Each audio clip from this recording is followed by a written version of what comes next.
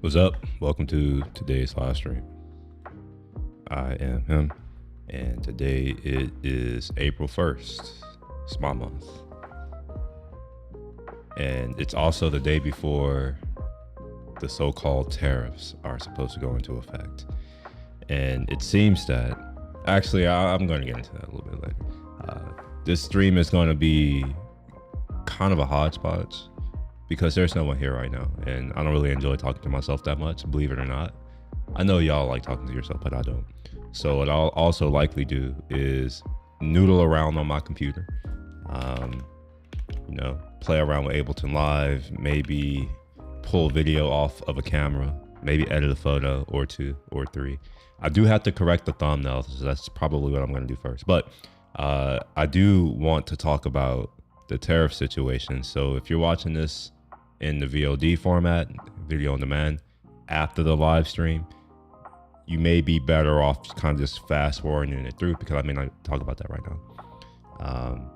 I don't really have a great signal for, hey, I'm talking about this, but maybe I can put that in the description. We'll see. So yeah, welcome. As I said, it's Tuesday. Yeah, it's Tuesday. Yeah, it's Tuesday. Yeah, anyway, let me just go ahead and hop on over to the screen share.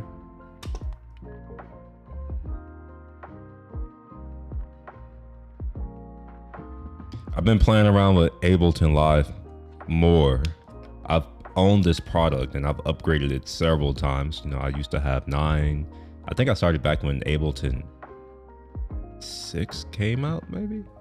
I never really used it, but I always had. It's kind of weird. But now I'm trying to actually learn it for real. And for me, learning is more than just being able to, do something with it. It's more like the keyboard shortcuts. That's what I'm trying to do. Like figure out all that kind of stuff. So yeah, I got my keyboard. Wait, see? Got my keyboard. And yeah, let's go do some things. See, I even have it up already. And I was probably going to listen to a podcast too and just comment on it as it goes. So yeah, I'm going to do that. Instead of having this music playing, I'm going to play this podcast.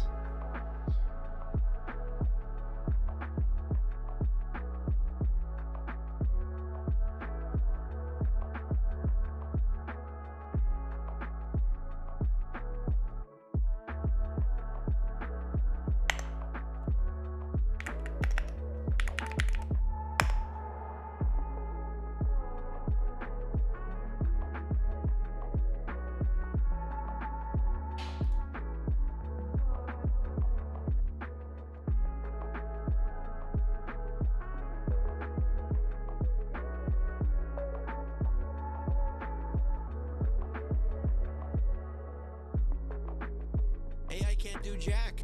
Adam Curry, John C. Dvorak. It's Sunday, March 30th, 2025. This is your award-winning Get My Nation Media Assassination, episode 1751. This is No Agenda. Feeling faffy. So I've been listening to this podcast since I was a kid. Since 2000 and I feel like since 2006.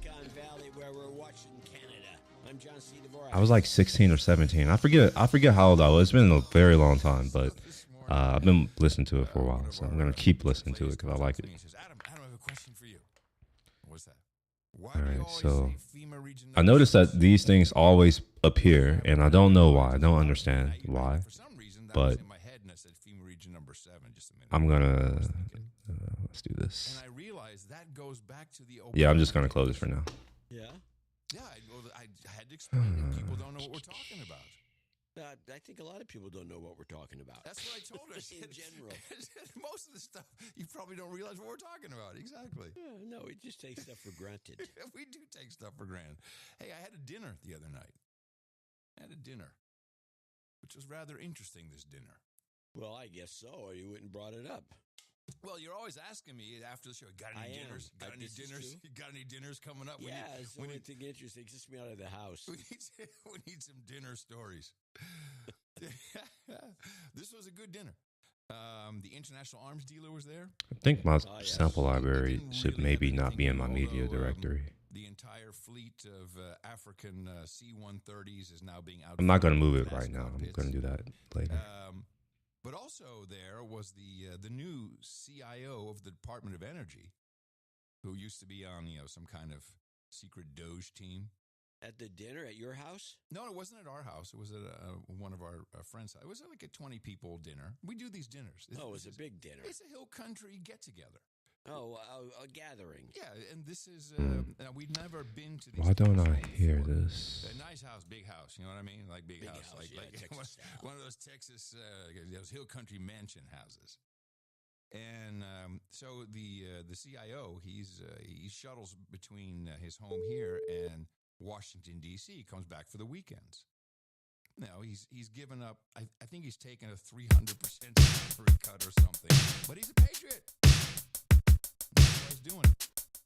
And so he's now the CIO of the Department of Energy, and he says, "This place is crazy." I said, "What do they do with Department of Energy?" He said, "Well, that's a good question."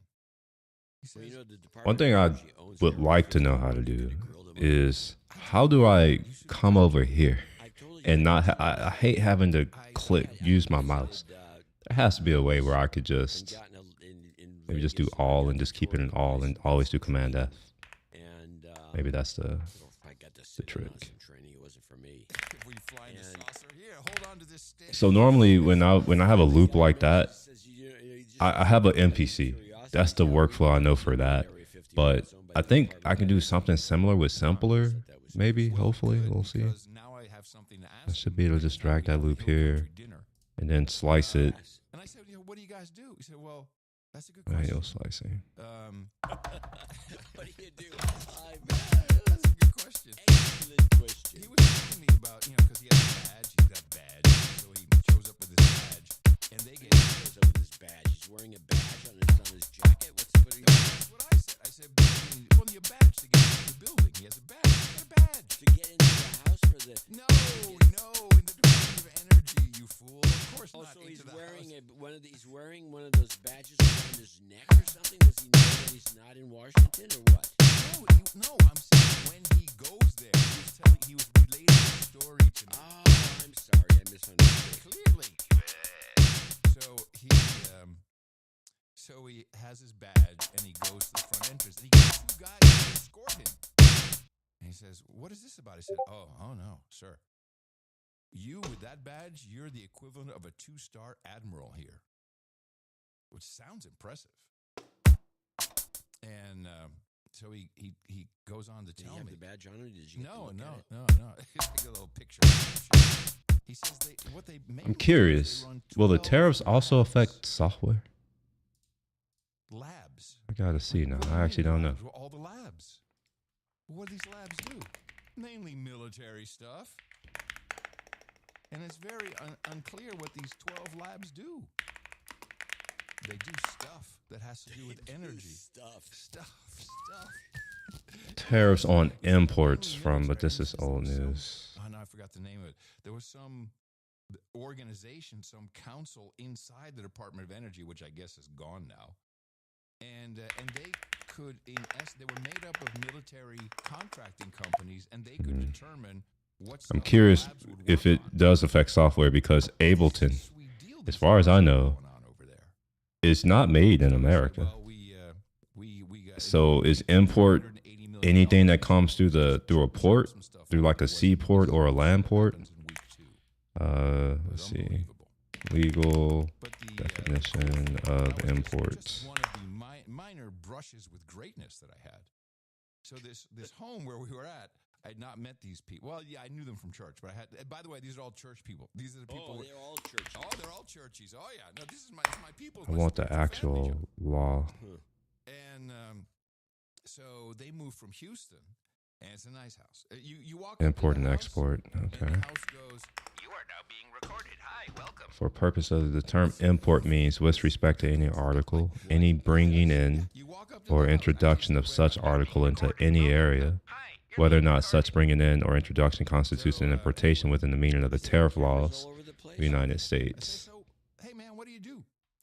He says, Okay, so it's irrespective to whether it's tariffed. Okay, I think that's what that's saying. The term customs territory of the United States has the meaning assigned to such term by General Note 2 of the Harmonized Tariff Schedule. Oh, I remember these harmony codes. Here, let me see. Harmony codes. Yeah, I remember doing stuff with this. Okay. Each term defined in section of the cell have the same meaning for purposes of this chapter. Harmonized tariff schedule of the United States, referred to in section A2, is not set out in code. It's not set out in the code. See publication of harmonized schedules. Okay, so I guess it would show in there the tariff, if anything, but that doesn't really tell me if this is like what an import is. Importation of controlled substances, don't care. Exportation of controlled, don't care. Transshipment. Okay, so shipping seems to have something to do with something. Transferred exemption authority.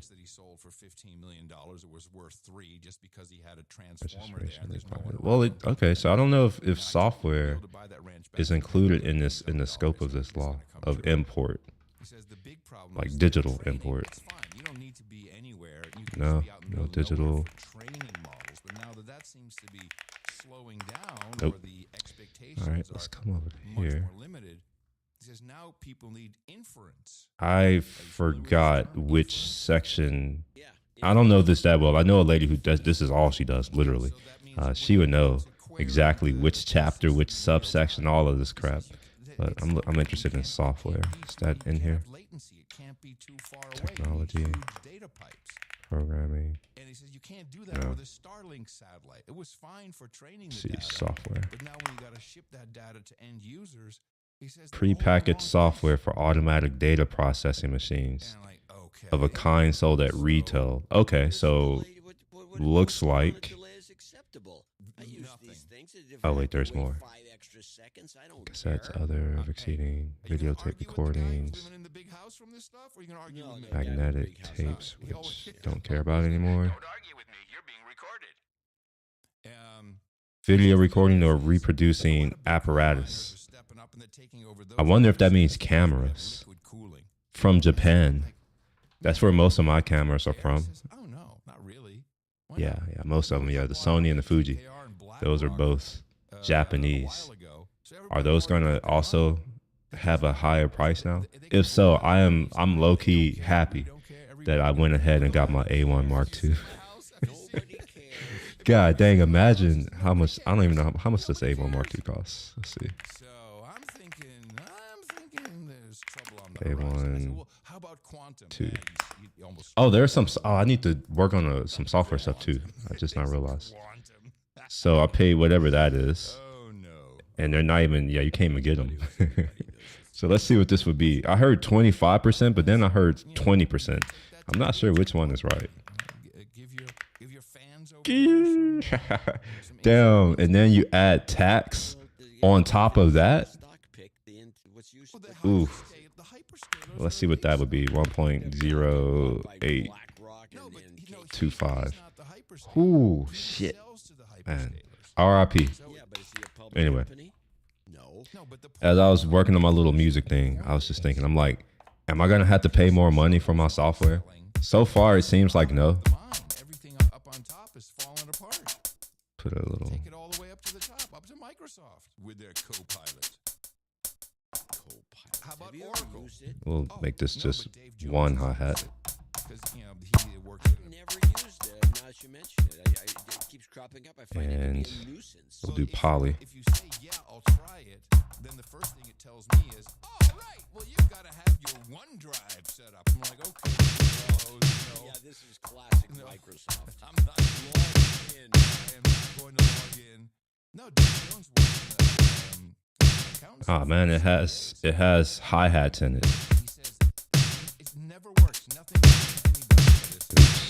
Let's make sure I put this back on not poly. Okay, so this sampler, I shouldn't do what I would normally do in what's that thing that I use in my MPC. I shouldn't do that because it's not going to play well. So it seems like this is better for mono, because I don't know if I can have it cut off another sample. So like here, there's no way to select this particular sample and say, hey, I wanted to cut out something else.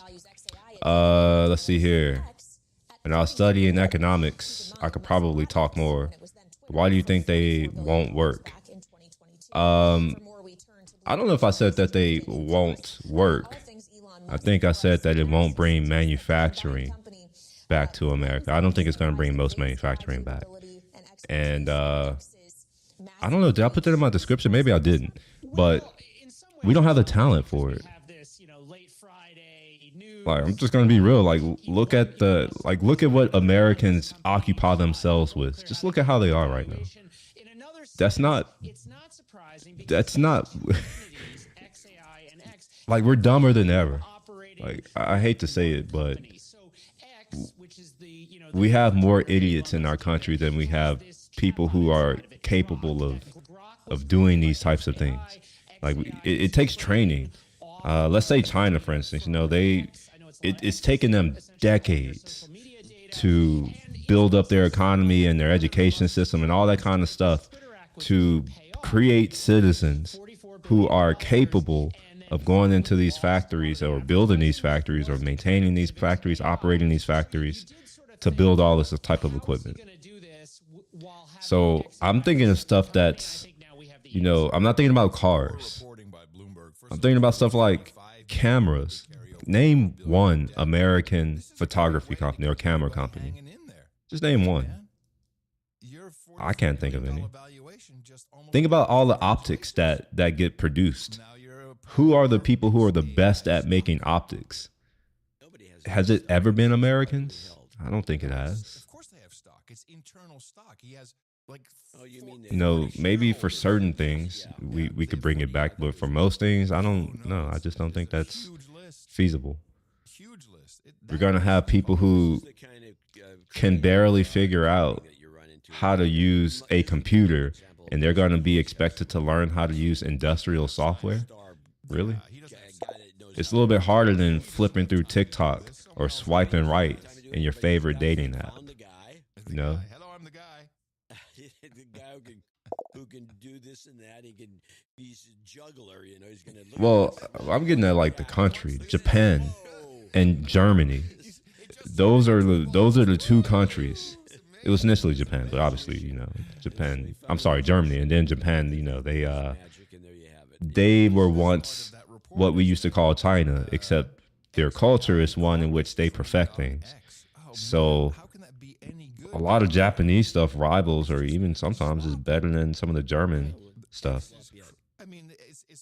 The lenses. In fact, that's how Nikon came about. In case that you're not familiar with the history, it was meant to be a replica of the Leica cameras, and some people say that they exceeded what Leica did. And if you consider where Nikon is, let's see. Let's look at camera industry market share.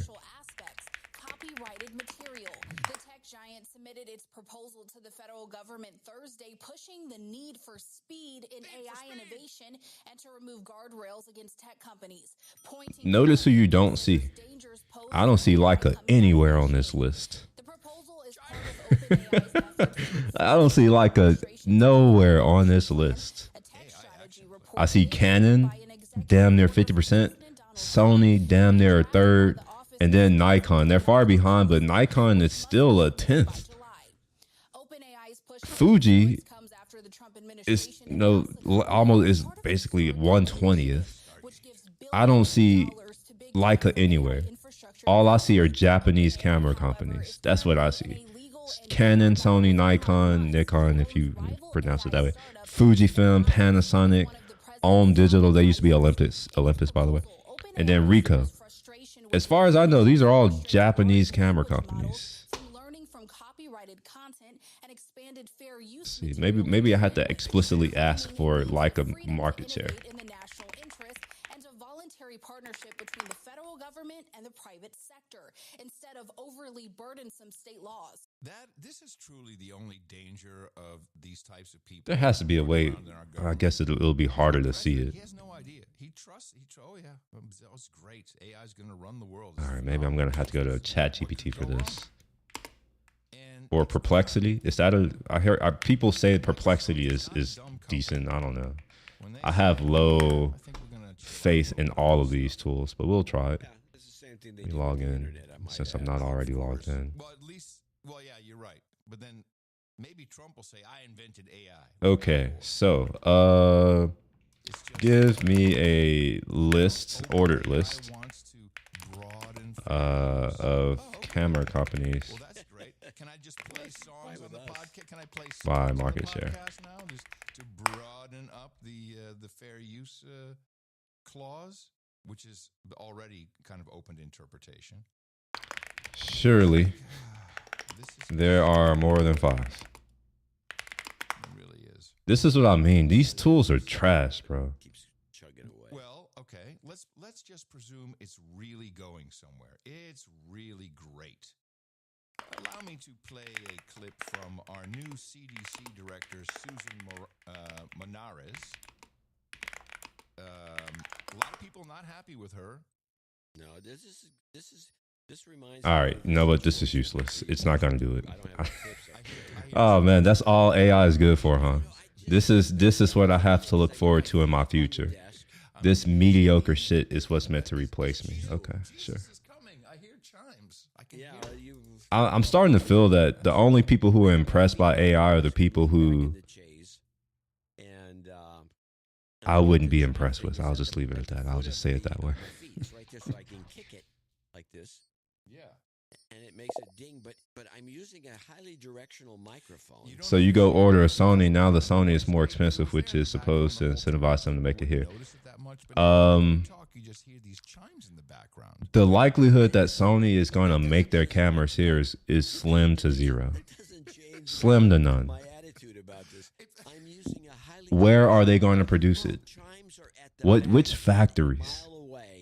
And the fact that this mic is picking it up. I'm just like seriously, like what factories do we have that is capable of producing CMOS sensors at scale with low defect rates at a low cost? This is when she was over at DARPA. Sony, for what it's worth, Sony makes most of the camera sensors, and for what it's worth, they also make the CMOS sensors in iPhones and in many cameras. I'm sorry, not many cameras, many smartphones. So those will also likely go up in price. I see no way in hell that Sony is going to move production to here, because who's going to be the people working in the factories? Surely it's not going to be mediocre ass people, which is, that's kind of what we have. There's a lot of that. We have a lot of people who think, oh, this is good enough. Don't fix it. If it ain't broke, don't fix it. We have that culture here in America. That's not the culture that, that works well for a Japanese company. So what are they going to are they going to import all of their workers? Do their workers even want to come to America? Do they want to live in any of our cities? I got some folks from Japan, like they're business folks. They go back and forth. They live here in my building.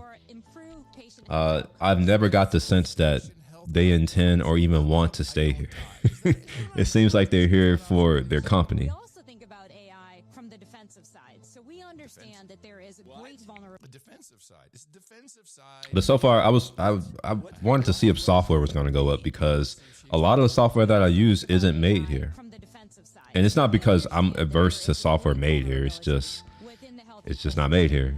For whatever reason, no one in America, and there are not that many programmers. Let's be real. Let's maybe Perplexity can answer stupid, silly questions like this. How many programmers, software developers exist in the United States? I don't trust it. I'm gonna go ahead and go to BLS first. I will go here first because they have the stuff here. But we'll try. How many programmers are in the USA? Negative implications, like you died. The fact that it's not using BLS as a source already got me thinking like, nah, this isn't it. Yeah, Internet of Buzzwords. She has said nothing. No, it's the Internet of Buzzwords. She's perfect. Try to stay ahead of it. ARPA-H takes on the entirety of the health ecosystem. It's not just The entirety of it. biomedical research. It's not just resilient systems. It's Okay. not just investing in the tech of the future. It is all of those. And what we do is we actually go. It's all of those. It gets better and better. It is all of those. And what we do is we actually go out and we seek these incredible innovators. We call them our program managers. Program managers. Are you asking what's this thing that you're saying right here? What is this? It's the U.S. Bureau of Labor and Statistics. Incredible innovators. They're great. You know, we have a lot of bureaus that we have a lot of really like. You know what? That could be a video, maybe. And they come to us. There are a lot of Here are the big problems. there are a lot of bureaus, and there's a lot of data that you get access to. I've only interacted with a few, and I don't interact with it enough to just know it by just know where everything is. So I have to search. But maybe, you know, over time, maybe if I decide to continue doing stuff like this, I will remember where the things are. Improve health outcomes for everyone.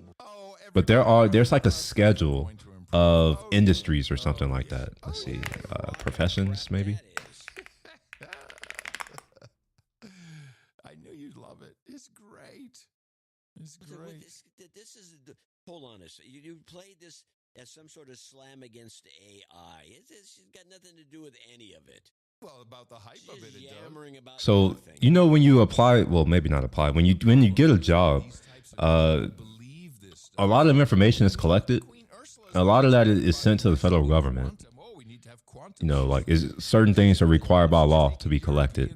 And when you post a job, there are certain things that you have to submit. Yeah, that would be one way. And I guarantee you know, you this, Susan, this bureau goes in and like it makes it available, quantum. and it gives the stats and all these other types of things. I'm trying to think. There, man, is it maybe classroom? He's Mr.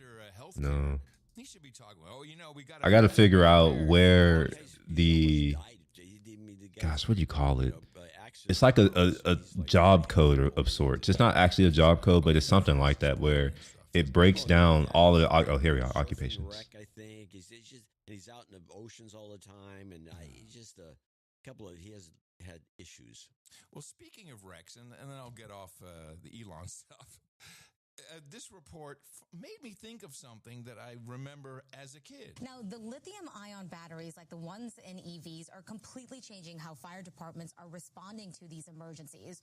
I talked to an expert who is traveling all over the country training fire departments. I think that this is probably one of the, in the fire service career, you know, decades, hundreds of years, this is probably the most challenging time for the fire service in history. That and it's still, and it has barely even we barely. Okay, here we are. At this point. So, computer information systems. There should be a software in here.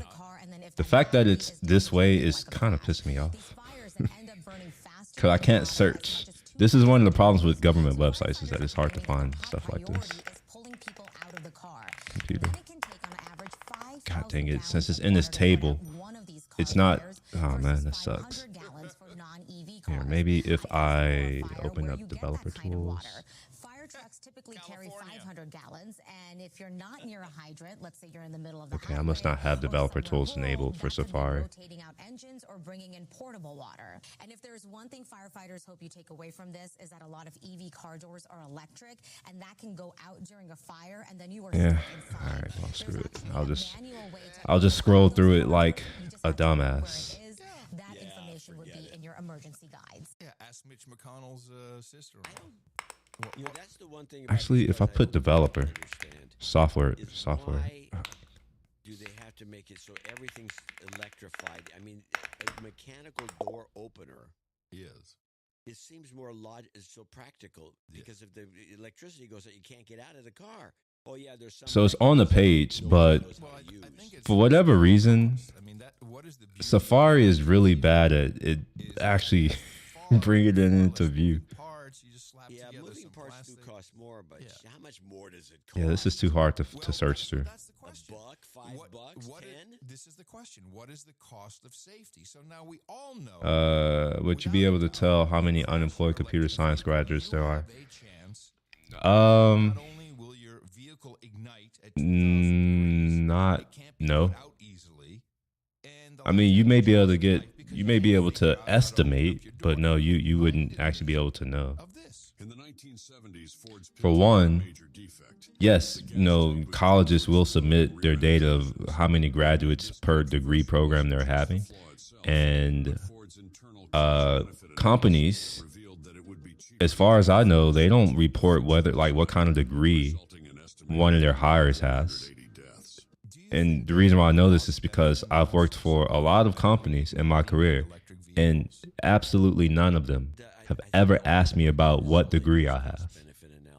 And if you're someone who believes that your degree somehow indicates what kind of job you can do, then you've just been programmed. You should get out of that NPC mindset. That's not how it works. Your degree is meaningless. It's mostly worthless. It doesn't matter what your degree is. You could have got a degree in wiping ass. You can still become a X, Y, or Z. There are only a few different types of professions that require a specific degree. That's doctors and lawyers, like professional degrees. That's pretty much it. Oh, and dentists, but those type, like healthcare type stuff, where it's a very specific type of thing. Most others don't require it. Now, if you're a researcher in a certain type of thing, then of course, you might need the degree in that thing. But that degree is typically not your undergraduate. Your undergraduate is stupid. That's equivalent to a diploma. I would argue that a master's is not much better. It's the PhD where, if you're doing research, that's what they're looking for. It's a PhD. But how many people are trying to go into research? Yeah, I'm sure it is with these cars. All right, yeah, this kind of sucks that this is so unapproachable. Yeah. Computer information. So yeah, none of these are it. Here we are. Software and web developers. Sorry, here we go. Cool. So notice how software and web developers, programmers, and testers, these are all under one group. But there is a difference between a computer programmer, software developer, this QA right here. Oh wow, they even differentiate web developers, which I suppose because web development could mean I write CSS. Web digital interface designers. Okay, so it's UI designer. Well, let's ask Grok. Okay, so I can select all of the industry. So this will give me all of the people who work as some type of software adjacent person, whether it's a programmer or a developer. Let's focus on developers because that was my question specifically. We'll do all sectors. Answer the question. Go. All right, select one or more industries. I literally want all of them. Best compounds. Let's see, all data types, employment. I forgot what I was even asking. What was I asking? Oh, how many do we have? Okay. Never heard of it. I think Grok. So I'll just do employment because I think that's going to be the thing that gets me closest to a number. Class D dry powder extinguishers. Yeah, sure, May is fine. Do I have Excel on this computer yet? I don't. God dang it. Okay, we'll look at it at HTML then. I don't have Excel installed on this computer yet. Sounds like something that would do something. TKPP is what they call it. Okay, so it looks like there are about 1.6 million people employed. So I'm going to use that as a proxy for this is how many we have. CO2 or halon. Halon, definitely not halon. Anyway. Well, the problem. Yeah, you can kind of see a spread of where they are. For example, sodium. What areas do they work in? Sodium batteries too. Let's see, is tech in here? What is tech considered?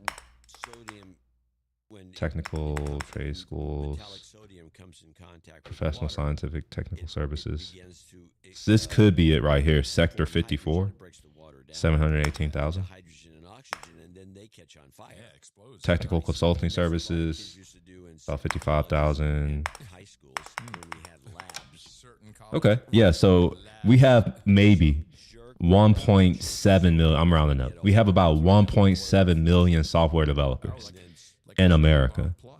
let's figure out. I don't know what our, let's see, census. I don't know how many people are here. So let's take a look. Not a good idea.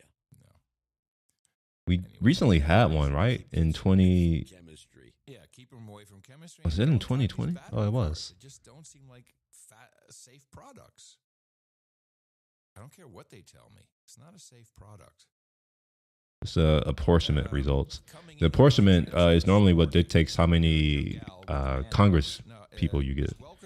So this should include the population. Yeah, see right here? There we are. So let's do PDF since I don't have Excel. So as of 2020, the last census, which I think is done every 8 years, or maybe it's every 10 years, I forget. We have 331 million people. All right, so let's say 1.7. I'm rounding up, so technically this is a more generous number. Divided by 331 million. So yeah, that is 0.5% of the U.S. population write software. So 0.5% of the people in America who are capable of writing software tools, none of them have decided to write the shit that I want to use. And it's not that they don't, it's just that they don't make it. Ableton Live. Let's see who makes Ableton Live. Ableton. The president told me, quote, I was very angry, pissed off. Is there an about anywhere? Into Zelensky's credibility and started talking about new leadership in Ukraine. Wait, there's more. Okay, these names tell me that these aren't American. I mean, they may be American in the sense that they have citizenship, but like these are not names that are normal for people here. Uwe Struck. Let's see who he is. He's mad. Pissed off. You know why? He looks hungry, man. He's lost a lot of weight. Have you noticed this? No, I have not. Oh, he must have dropped 25 We'll just do Ableton Live. At least. I wonder why. Wiki.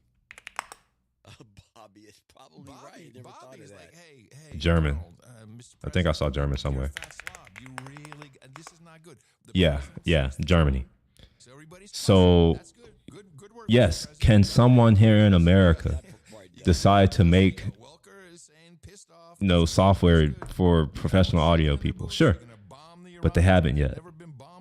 And it takes a long time to build a mature product that people actually want to use, that supports a lot of different things. And someone like me, it's so much stuff that I don't even know what this does. So I don't even know what are some of the things that an American company would have to think about. Everyone's going a 5-mile hike, and everyone's going on 5-mile hike. We're gonna reverb here. I don't like that reverb though. And the president looks happier for it. His face looks good. It looks he probably has much less inflammation. He's good. Yes. His triglycerides or whatever I'm sure they're all down. His numbers are down, and America loves this president. This is CNN. He's basically more popular than he was at any point in term number one, and more popular than he was when he won election back in November of 2024. What are you talking about? His net favorability right now comes in at -4 points. Compare that to where he was when he won in November of 2024, when he was at -7 points, or March of 2017 when he was at -10 points. So when you compare Trump against himself, he's actually closer with 8 points than he is to the bottom of the trough. And of course, that's so important because Donald Trump, historically speaking, has had his numbers underestimated. This is great. I love it. He's close This to guy comes on and all the time, and he's jumping around, and he's going nuts. He's good. Closer to the apex than the bottom of the trough. Nice. So ABC report, since we're talking about the HHS cuts, job cuts, and so I'll play this report, and then after that, out of the horse's mouth itself. I need that to be whatever the thing is.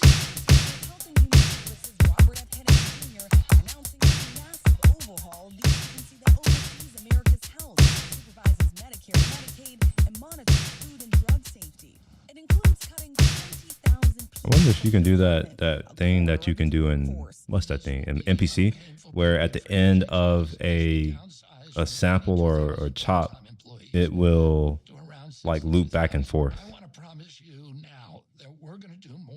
Can you do that here? Including Dr. Richard Besser, former I'm going to assume you can't. Maybe that's not a good assumption. Let me see. The goal is to actually learn this and not just move on, which is normally what I do. I do just enough to get to somewhat of a sound that I like, and then I'll just move on. And anything that I want to manipulate further, I can go over there. Hold on a second. The critical program. Yeah, they were cool.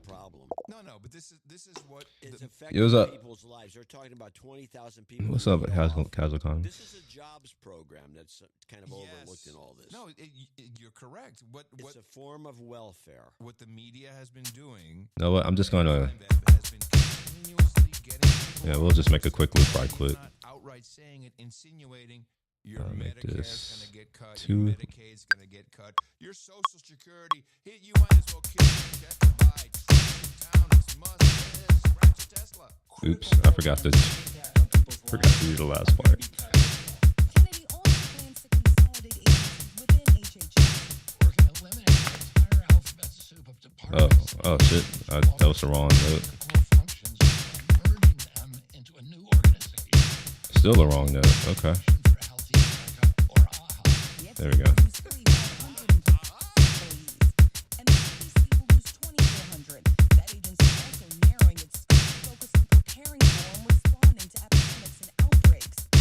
All right, there is definitely another thing going on somewhere. There it is. That was an accident. So this is all just negative. All negative spin, and they've even cut out the part where he says the following on the Whoa. Whoa. What the hell? What did I do?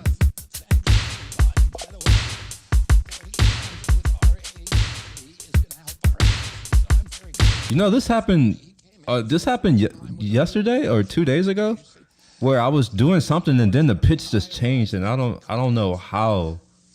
I didn't even know how to fix it. I was just like, I just kept it. Oh, let me pull it up. 'Cause I was just like, you know what? I don't know. I'm gonna just keep it. Don't save this. Selling patient information to each other. So I tried to get to CMS patient information, which Oh shit! I don't know how to play this. Is it?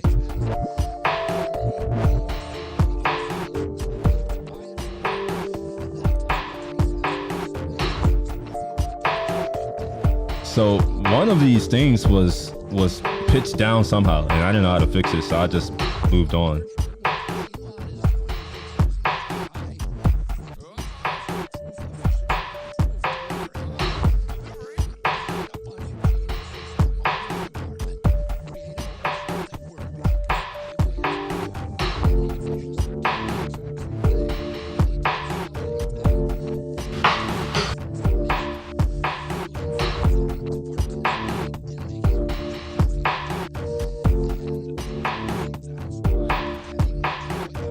So yes, I was doing something, and somehow things just got pitched down.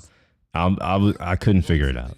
That's part of the reason why I'm like, let me actually come in and try to learn Ableton, because I need to figure out how to fix that. Because what the hell? I don't know what. It's right next to it on channel 735. It's not. Yeah. All right, let's do a new thing with it. News Nation is done by the. So I got to figure this out now. So I was using a sampler. So I want to, like, what the hell?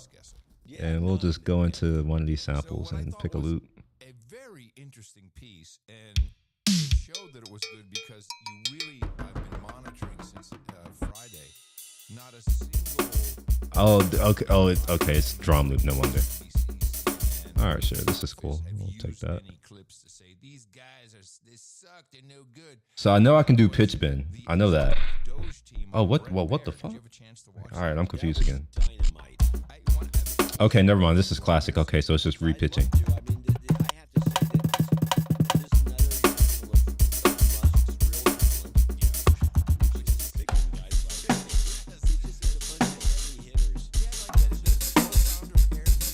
So you could do that, but there should be another way you can pitch. There should be like a detune somewhere. Would that be transpose? Oh yeah, it is.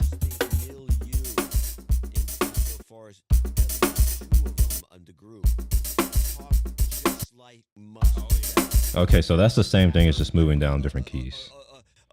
You know, the kind of this weird milieu style that is peculiar to that group. Well, I hear they all go out back and smoke cigars from time to time. I can't. I like that drum loop though. As is. I don't even think I would do anything. Maybe just filter it, maybe.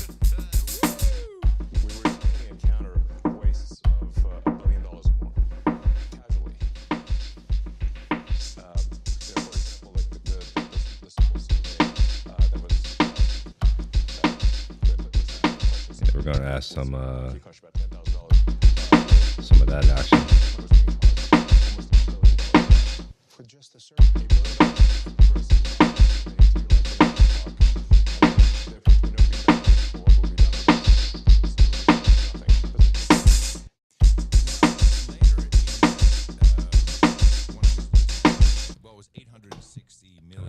Yeah, I'm gonna just go with that. That's kind of cool. I like that. So that was a little reckless. Well, if you listen to it carefully, I listened to that again. It must have almost. See, another thing, it was like, how do I find the note that's being played easily? Is there a keyboard shortcut I can do, or do I have to literally scroll through like I'm doing here? Oh, I dropped $1 billion. Whatever.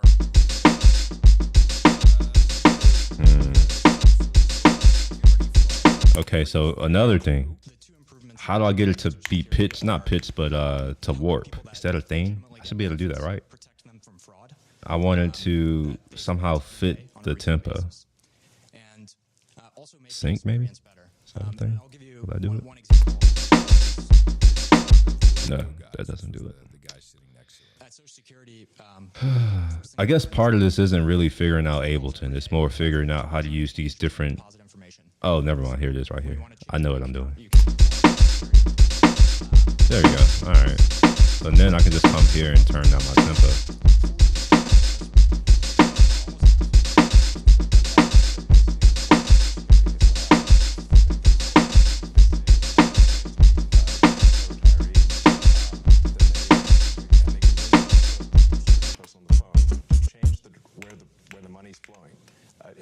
And this is at A. We'll bring it up 2 semitones.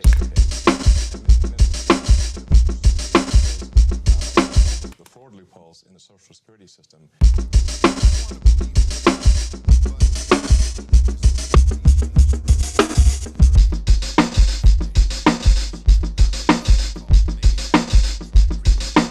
All right, I'm gonna just go with it. I'm gonna commit to that. Add some EQ action to remove. Actually, maybe I can bandpass it here. Yeah, I can. Look at that. Bandpassing, but it doesn't seem like I can really. 12 dB. Yeah, there we go. A situation that, you know, why don't we get to the heart of this? You can complain about this. Oh, yeah, you have these frauds. Nah, I don't have as much control over this bandpass that I would want. Phone scams, whether they're fraudsters stealing somebody's social security and they're trying to get me to buy something that doesn't exist or get my bank account number. All right, yeah, I can't bandpass it the way that I want, so I'm gonna not do it here. We'll just do an EQ, which my EQs don't show up. Yeah, this browser is confusing to me. I'm not even gonna lie. The browser is really confusing to me. I know, but you don't know. You know nothing. Plugins. Well, you know a little. What I was going to say is, what will come out of Musk's mouth will be, there's no other way. We all have to have a digital ID. Oh, well, there's that. Well, that doesn't surprise me you'd say that. Or at least, everybody gets a Musk account, we'll make sure that you'll never be defrauded again. I don't see any other way to do it. You can clone phone numbers. That's the problem right there. That's the cloning phone numbers is easy. You just said it. But that should not be the case. You have to have a digital ID. It should be impossible to clone phone numbers. That's the kicker. You're going to get a digital ID. It's not going to help. No, but Digital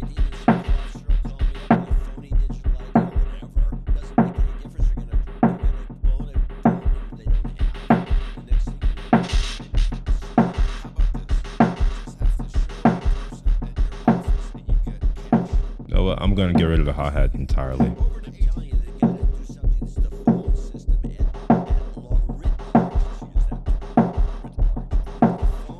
All right, cool. I'm gonna go on. Find some other instrument to play with. Internet's any better? A web browser? I don't know any of these instruments. Okay. Well, you don't even use a phone. All right, let's see what analog is. It's obviously some type of analog sense emulation. Another example at NIH is today they have 20 created over time by Congress by disease state or by How is this organized? Where are the oscillators? Okay, we have 2 oscillators. Look at that. 2 of them. All right, and then we have a filter. Oh, we have 2 filters. Okay.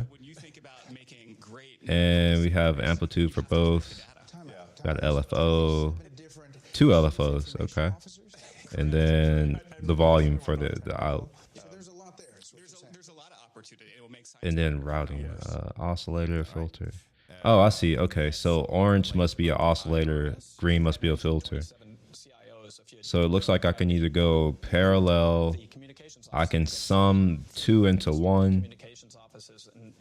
I can. What is this? Is this parallel or is this in I actually don't know which one this is. Oh, it says it. This routing setup distribute use oscillator. Okay, so it puts it to both.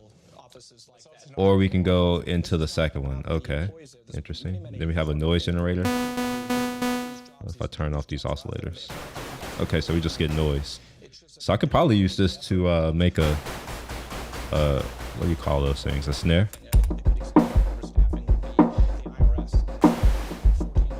Yeah, we could use that. We can make a snare out of that. Maybe. Where is... Are there no envelopes in this thing? Is this the envelope? I don't know what this is. What is this? Maybe you can't make a snare. If there's no envelope. There's only a pitch envelope, which I don't want. All right, let's turn on this oscillator, turn off the noise. All right, how many different waveforms we have? We have 3. We have a sine.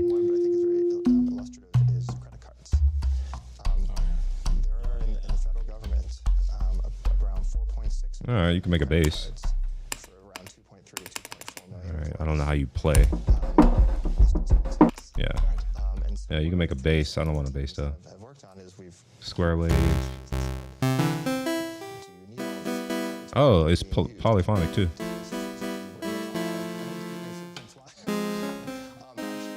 All right, interesting. And then now all of a sudden this has something. Oh, okay. This is a pitch envelope. What does this do? Okay, this is the time it takes.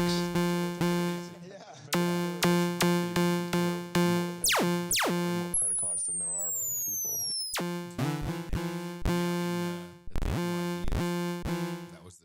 All right, interesting. And what the hell is this? Oh, it's just noise. So I get 2 different types of noise. That's interesting. 2 different types of noise. I wonder, you know what? Maybe there's just a envelope audio effect.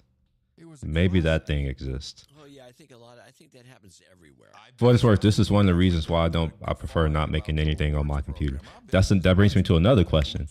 Are NPCs going to go up? Akai, if we look at this name, that's obviously a Japanese company. Are their products going to go up as well? Let's see how much an NPC costs. Okay, how much are these? Let's say that you want to get, I don't know, I don't know. Some people, I guess you want this maybe. Let's go to this. Let's say you want an NPC 1 so that you can be like this girl and, I don't know, be in your bed with your shoes on. That's disgusting. That tells me she has no home training. Her parents did a terrible job. Let's see, buy now. How much is this? $700. So it's going to increase by 140. So what? We're going to like $940. Is that what this is going to cost? Is this 'Cause I know you were asking about this, Cruz. Is this something that you think Akai should bring over to America? We should manufacture these here. A product that Americans did not invent. Let's be real. Samplers, as far as I understand, were always like abroad, or maybe they weren't. Let's see. Let's go to history of the sampler. Oops. All right, this is going to annoy me. Let me mute. Obviously, it was just fraudulent. And they do terrible things. They actually will see that a kid's been born. All They right. will steal that kid's social Oops. security. Yeah, we'll mute that so that it's not distracting me. Credit rating. All right, history of samplers. I'm telling you, it's either that or a tattooed barcode. They got to come up with some ideas here. It's not going to fly. Barcodes. Yeah. And then this will be the final one. The first one was the Mellotron, or is this just the most notable? Yeah, it does say that. And I want to say a Mellotron was British. If I'm not mistaken. I don't think that was American. Yep, look at that. Birmingham, England. British. All right, what's another one? The earliest digital sampling was done on the EMS. I don't think this was American either. Yep, England. Okay. So where's the one by Lynn? I forget his first name, but the Lynn machine, which eventually became the MPC. First commercially available sampling synthesizer was Computer Music Melodian by Harry Mendel. Okay, he's American. Okay, all right, we'll give him. We got something. Something was Australian produced Fairlight. Okay, so Australia. Okay, so we got some Americans here. That's good. We represent.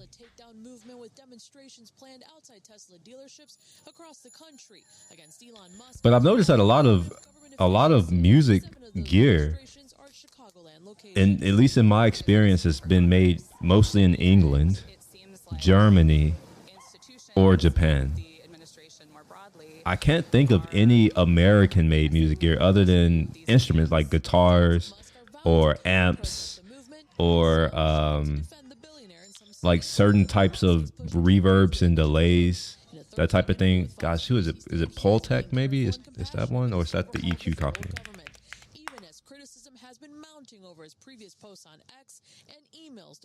How do you spell Poltech? Yeah. Oh, it's the EQ. Okay. Okay, so RCA, that's definitely American. Yeah, so this is the one thing I'm like, I think this is American. Why, you ask? Why? Because they were hired. They were only there for 4 hours. There was time. There was no overtime. No overtime. And I have a copy here of the chant. Unfortunately, I can't show y'all a picture of what it looks like. I was hoping that it would show an image, but that may be too much to ask from a website on the internet. Go to Mars. We don't want your swastikars. Elon Musk is unelected. Democracy must be protected. This is a Poltech EQ. That doesn't even rhyme. What is that? And the website doesn't work. That's no good. Hey, ho, Interesting. President All right, whatever. Fine. It doesn't work. Or we will not cooperate with your techno-fascist state. And All right, back to figuring out how this analog thing works and what I can do with it. So there's an octave, semi, I can detune it. There's a filter, okay. Oh, wait a minute. How did that just happen? Almost walking distance from my house here. All right, I'm confused now. Oh, I'm not confused anymore. I was just testing y'all. I get it now. So if I click here, which it would be nice if it was clear that this was clickable. I didn't realize this, but each one of these sections are clickable.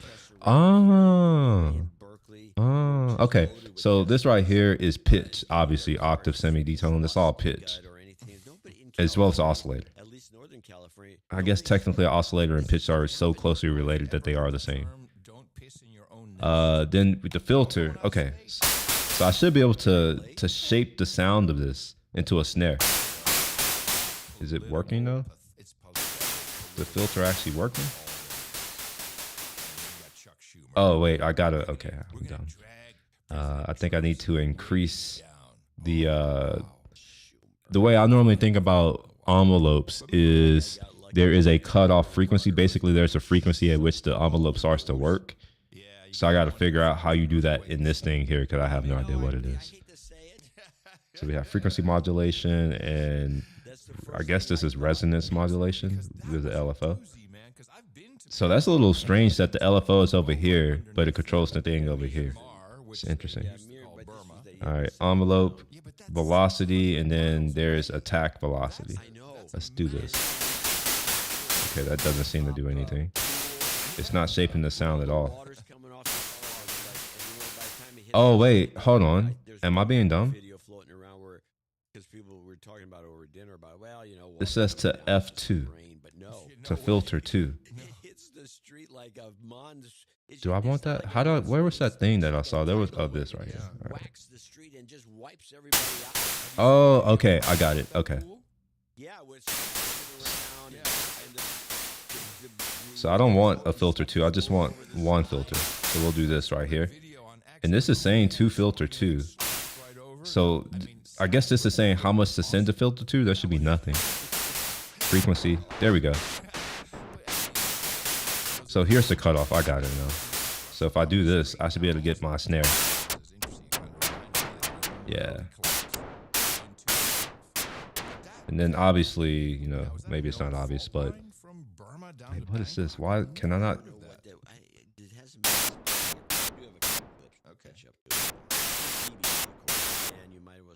Yeah, I don't like the sustain. I want it to just be like, go away.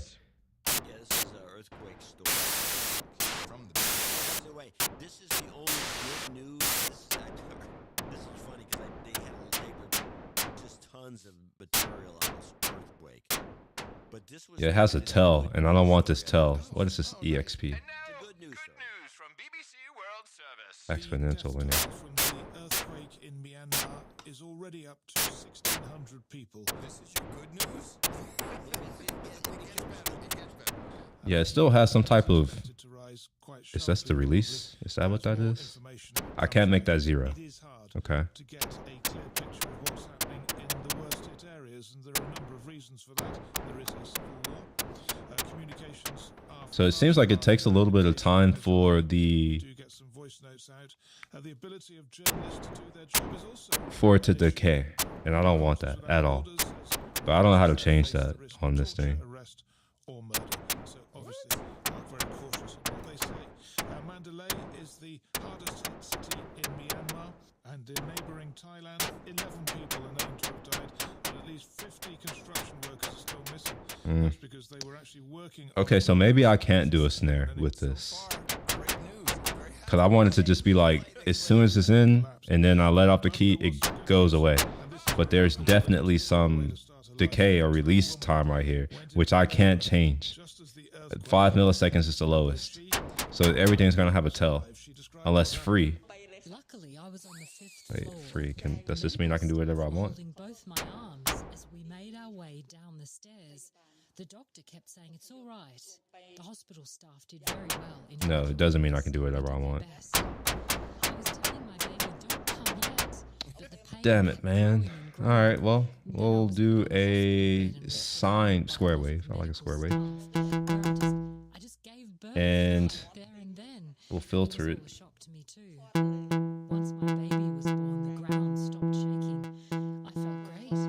I saw my child and the earthquake stopped.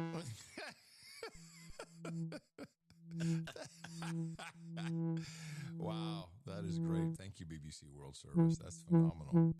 That's what we call human interest. That was a good story. I thought it was the baby that caused the earthquake. This is where you have to. Yes, I got it. Once the baby was there, it's the earthquake stopped. Perfect. Done. So here's part 2. Lucky baby, happy mum. Well, Now I wonder if I can automate this with the LFO. Is that possible? Look at that. Here we are, resonance mod. So that must be it. This is resonance. Maybe, I hope it is. So we'll turn on this LFO. And then come back to here and yes. Now it doesn't need to be. After the coup in 2021, doesn't need to be this shape. It could be something else. On the basis of what he heard about on the border, he gave me the latest information on what's happening. Turn on my arpeggio. Coming in. The United Nations has a relief fund operation right now that's in place. The ASEAN network of ASEAN countries are making an appeal and putting its emergency operations into play. There are various operations that are in place, and we are trying to gear up as quickly as possible. The question is, will that aid be able to get where it needs to go? Will the military hunt? Oh, I'm tripping. Oh, I'm like, why is it doing that? I got it. My keyboard. I had it on the arpeggiator. Still. We know that every crisis that we've seen, every natural disaster that we've seen in recent years, I'm sure y'all have heard sounds like that. You can automate that. problems in getting aid and assistance to where it needs to go. I am hoping that that will not be the case, but my assumption is that it will be. Oh man, get back to Lucky Baby Happy Mum. That's the end of it. I don't have any. That's I think I have an earthquake story. Lucky Baby Happy Mum. Love you long time. Let me see. Yes, I do have a France 24 clip which explains us a little bit more about the aid. This was the moment. What else can I use? Frequency modulation. Let's see what that's like. Turn off the resonance a little bit. A 7.7 magnitude quake toppled a crane from the top of the building, which collapsed in seconds. In these pictures, water from a rooftop swimming pool can be seen cascading over the side of a high-rise. What does this loop do? ADR. I don't know what this loop is doing. Let's make this tied to the frequency here. Followed by a 6.4 magnitude aftershock. In Myanmar, where the extent of the damage is starting to emerge, a state of emergency has been declared, and the country's military rulers have made a rare appeal for aid. Is this vibrato? I guess it is, yeah. I think ABC had the aid clip on. I guess this rate, okay, all right, so the vibrato, honestly, vibrato could just be it seems like it's a third LFO, but it's at the output level. That's what it seems like. And you have unison mode too, so I guess that's just both oscillators running, maybe. Jack Brown's dash cam video capturing the moment. And it was just horrifying to see that destruction. Drone footage shows the scope of the damage. Garrett Briere from Washington State was in a nearby mall with his wife when they witnessed the moment. Is this a polyphonic instrument, maybe? Covered with dust and debris, and we couldn't see. And there were thousands of people just in panic running away from the building. The epicenter of the quake was in Mandalay, Myanmar, more than 600 miles from Onto this amplitude here. Buildings collapsed, roads torn apart. A media host in the war-torn country describing it as one of the strongest earthquakes in his lifetime. Getting stronger and intense. So I can only hear 4 voices. I don't know if this can do. All right, so this is 1, 2, 3, 4, 5. Okay, I do hear it now. Okay, and I'm gonna turn on my rate. The clock tower near Mandalay, run astray, collapsed and was damaged. Rescue teams from China arriving to assist with search and rescue operations. India and Russia have also sent resources. President Trump has vowed to send aid. There you go. So, what's the BBC guy talking about? There's aid coming. This is not getting in. I think the BBC's got this correct. You know, the funny thing about that 600 miles, since it's only 450 miles to LA from here, most of the quakes in California typically. Yeah, you don't feel them though, do you? No, never. That's what I was going to get to. But it wasn't a 7.4, whatever that is. By the way, we've had big quakes, not necessarily that big recently, but there's been quakes. I think the big one in San Francisco was 8.6 or something along those lines. But of course, these numbers don't mean anything anymore, as you know. No, we don't know if All right, so now it's bold. We'll add on this other oscillator, see what that does. Generally speaking, in California, where there's a lot of quakes, and most of the world. Okay, so each. Maybe a 90-mile. Wait, I'm confused now. Again. Distance where you can still feel the quake. It doesn't have the effect that it does at this where it took place, the epicenter, as they like to call it. But you can still feel it. So this should be going to the first filter, but it doesn't sound like it. 600 miles away is Anyway, I'm gonna add this as a base. It doesn't make it. I mean, this like from it means the entire state of California if an LA quake took place in half of Mexico. That's why I was asking if there's a known fault line there. I don't know. Okay, so the level. Okay, so the level is all going through here. I don't know if I want that. So let's come back to here. Somewhere there's a pot Do pong that. ping pong ball joke in there, but I can't quite come up with it. What? Well, you've been to pot pong. Yeah, so now I can turn it down. Perfect. Pot pong? Pot pong? No, I've not been to pot pong. You've been to Bangkok? No, I've not been to Thailand. I've been to Vietnam. Oh, pot pong. Pot pong in Thailand is where there's a club and there's tricks. There's tricks that women do with ping pong balls and lit cigarettes. Target practice part of it? Smoke ring, yeah, target practice. And smoke rings. And smoke rings, yes. Maybe that's too much space. Anymore. It's like the donkey act in Tijuana. We've actually talked about this on the show before many Yes, years I ago. remember you. You were a guest. Huh? Yes, I was a gas. I wonder if I could drive somehow. Is there like a drive thing in here? Oh, you have a okay. I see what's going on here. So you can also do the same thing for amplitude. Because this is going on. This drive thing is non-trivial. This is how I will make my snare. It's amplitude. I got it now. People are they threw this guy in jail. This is a political. This is what they try to do to Trump. And the people are protesting the end of democracy because they put the guy in jail. When Trump, they try to put Let's throw some effects on here and see what we get.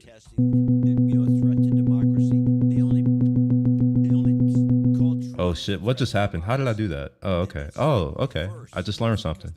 I can make this bigger or smaller. We have it too good. Turkey, I mean, the lira is not worth the paper it's printed on almost. I mean, there's real economic that's actually Erdogan's big mistake was his economic policy. Now there should be a MIDI helper effect. Yeah, here we go.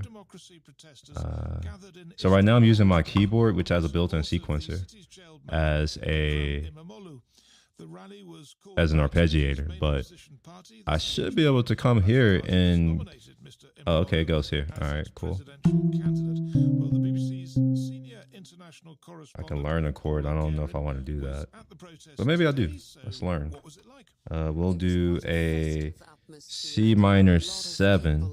Of all different ages, we saw family groups, some people with young children, Okay, yeah, we'll do that. We saw some older people who were moving with some difficulty. One or two people had even brought No, I don't like that. I don't like this at all. It's going to be the same thing every single time. I don't want that. And this was a daylight rally in a bright sunny day, so quite a different atmosphere to the rallies earlier. So I think I would have to automate. Oh yeah, I would probably have to automate. Let's put this on here and see what that does. Oops. Yeah. So it's the same shape, and I don't want that.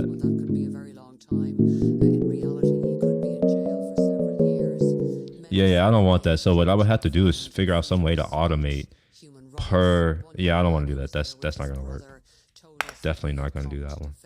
I'll just arpeggiate my own chords. He said if we stand by and don't act, then we will lose everything. And there was a consistent message again from the opposition leader saying that, accusing the government of trying to intimidate the young Let's go fast. We'll do like one of those little flutter things. young people who had been arrested at the demonstrations. He said this was an attempt to try and silence them, to create fear, but he said it wouldn't work. Now, two questions. Maybe they're in your next two clips. One, does the BBC pronounce Turkey as Turkey? No, they don't. We've pointed this out before. And the other one, do we actually Oh, play order. Okay. accusations against this guy are true, which they Nobody goes into it. Why It's just accusations, and it's like, well, okay, what did he do? It doesn't. It seems unlikely to be true. Well, protests have been going on for 10 days now, ever since Mr. Imamola's arrest, and they've been met with a repressive government response that's been sharply Chord condemned trigger. What by does that rights mean? groups. Our senior international correspondent is in Istanbul for us. It was certainly a massive demonstration, and you got that sense when you arrived because it took us a very long I don't know what that's doing. I don't understand this chord trigger. because there were simply so many people. I also don't know what this does. Oh wait, use current scale. There's a current scale? Wait, what the hell? This is cool. I didn't wait. Holy shit. I can just tell it a scale? Alright, so let's go into wait, that's not the minor that I was using. Where's natural minor? We'll use harmonic minor. Turn off this arpeggiator.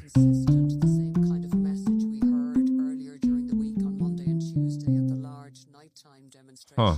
Okay, so it doesn't lock the notes to the scale. Maybe I have to put this thing on first, and then it'll do it. And lock it to scale. People were demanding freedom of expression. People were demanding protection for human rights. One young man said to us, "Look, I've come to try to defend democracy here before it's just too late." This is filler. Huh, it's still letting me play notes outside. I was hoping that it would just map it to the white keys. That would be dope. I'm sure there's a way you could do that. I don't know how you do it though. That's the key to success. Also for job. Okay, so these are the same. This note doesn't exist. You can do stuff to your face that would be that would confuse the AI system. But the BBC is giving us nothing. They're just doing. Okay, so the way I'm reading this now is how many steps do I need to take? So from here, wait, not from there. You mentioned there were CCTV cameras there. And Yeah. So wait, why am I in D? Oh, I'm dumb. I did do that. Huh. Yeah. So here, so from C, I had to go up one step, and then a half a step, and then one step, and then another step, half a step, and then 2 steps. Oh wait, yeah, that's just 1 step. Okay, I thought that this would lock it to the white notes. It's not doing that. That's what I want to happen. Lock it to that. All right, let's put down a phrase and see what we do.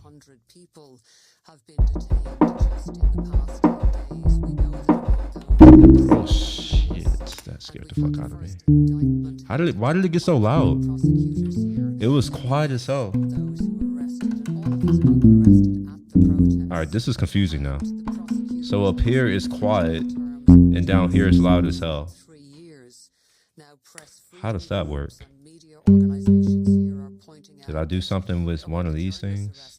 People who are simply doing their job. There were photographers who were taking photographs that have been seen around the world and become famous around the world. And human rights organizations are saying that the legitimate right to freedom of expression, to gather peacefully, to protest against the government's It's significantly louder, and I'm not. How does that work? those rights and those freedoms, and it didn't begin 10 days ago with the arrest of Ekrem Imamoglu. It has certainly Envelope velocity. Maybe this. Oh no, no. No, that didn't do it. Oh, okay, that would make sense because I've been. Honestly, this is where I will normally just throw it away because I don't know how to fix that. Not even a story. We're not even running a story about this. They're still talking signal gate. I know they are. I know you're right. There has not been one single story on American media. Oh, this is interesting. This has been going on for 10 days. I think I had to consult Google. Oh shit, let me mute this. And that's another thing. I need to figure out how to mute a track with my keyboard. Also responsible for the mess in Syria. Yeah, they're out to get this guy. And where's the all right, UN what? movement? Are they? We know their leader Wait, died, but how they did? just dissolve? I mean, did anything happen? What was that? No reporting. No reporting. Well, meanwhile, that's the M5M. Now the T5M. Oh my gosh. So M5M is mainstream media. T5M is the truth stream media. Very annoyed. When did that come up? I just made it up. very annoyed this weekend because at least 15 people are saying, there's something here. This is going on. You got to check this out. So what? I'm going to tell you. Even Tina's like, oh, there's something going on here with House and Habit. What? House in Habit. House, you don't know who House and Habit is. House in Habit, not inhabit, but inhabit, like you inhabit. Okay. House and Habit. House in Habit. Okay. House in Habit. There doesn't seem to be a way Who, to do what I want. I want to mute this, So we have so this is about a mommy blogger. but I don't want to have to click on it. I would prefer to be able to switch my tracks using my keyboard, because it's too hard for me to find things in the UI. I'm not good at that. I never heard of conservative treehouse. Anyway, I'll just mute it for now so that we're not getting all that noise while I try to figure out how does analog work. Ableton, huh? I'm listening to the BBC World Live. Analog. Instrument. But this is Tina's beat. By the way, I should compliment you. That does sound great. Thank you. Thank you. I don't know if you've heard it. Custom programmed. This is marketing. I want It sounds just like the doc, like shortwave radio. this is what I want. Well, I used to, when I was growing Okay, up, so I should read this. have one of those alarm clock radios, and so my dad would have this thing at volume 10 because my parents could never get up because I had to be at the bus stop at 7:10. Wait, is this all for the same instrument? Get on my hidden bike. It is. Oh yes. It was Damn, this is a lot. I am not about to read all this. Not right now. But we'll start. See what we can do. All right. So some of the stuff I've already figured out that you can change. Okay, it's architecture. Okay, you can change the architecture. I already figured out oscillators and pitch. And this part threw me for a loop initially. The UI leaves a lot to be desired. I'm not even gonna lie. The fact that this right here isn't tied to this is confusing. Noise generator, I already looked at that. Filters, discovered that already. Amplifier, I just realized that it also has its own ASDR little thing right here. No, what may be worth doing is coming into here and selecting a preset from analog to see if it's louder or quieter for certain things. I did not mean to do that. Let's get some Canadian keys, see what this is like. I don't hear anything. Oh, I'm dumb.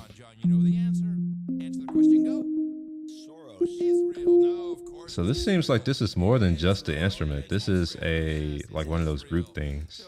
Yeah, that makes nothing but sense on the surface. And he's always been a Zionist, and he's always been the Kennedys. Yeah, the Kennedys, big Zionists, and he's always been in for Rabbi Shmuley, and I'm just saying, I don't like that.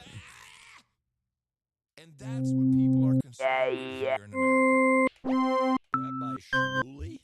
It seems like all of these sounds are like lead type sounds, like synth leads. I don't hear anything with transients. So maybe I wasn't able to create what I wanted, which is a snare. Well, this is the closest one. You need to read the mommy blogger. Okay. Yeah. So I don't like that. Let's come into my Max for Live. I think I should have some additional presets for that particular instrument, maybe. There's dark forces, there's good and evil. Okay, I'm just telling you. Huh? Is it Max for Live? We know there's dark forces. Don't do that to me. Well, you told me I could. What do you do now? You tell me I can't? No, but you skip ahead is just rude. Skip ahead is rude. You told me I could. No, I didn't tell you could go, Off camera, yes. you did. Yeah, Off camera? Where's the camera? Off camera.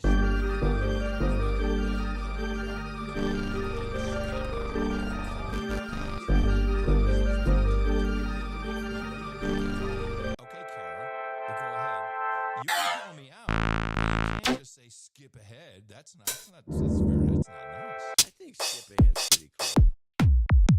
I think you'll agree with me on this. I believe there is. I figured out a better way. I'm just gonna get a snare. I'll just do that. Influencers, podcasters, That's not a snare. etc. To make them very fearful to be called out as. What's up with? I don't understand this. I literally searched for snare, but I'm getting everything but snares. All the time. I don't say you're not shaking in your boots. But that's because we don't rely on clicks. We don't rely on views.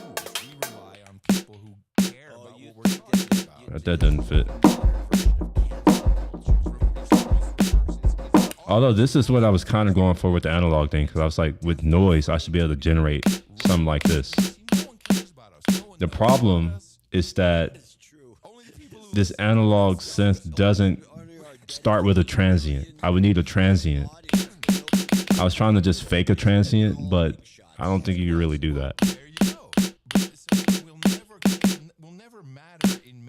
Here, let me go to this instrument over here. So we'll just turn off oscillator 2, which is already looks like it's off. Come here. But that's my point. These jamokes, they're all dependent. The T5M, they're all dependent upon clicks and views and algos and outrage. They are literally talking about each other, and that rises. I know we both noticed this. Yes. Oh, so and so is Tim Pool's going to talk to Candace. See, there's no transient to start off with. And you should be able to see this. Oh wait, why is there this comment here? What the hell? So yeah, you should see that there's not really a transient. It's kind of there, but not really. This has more of the transient.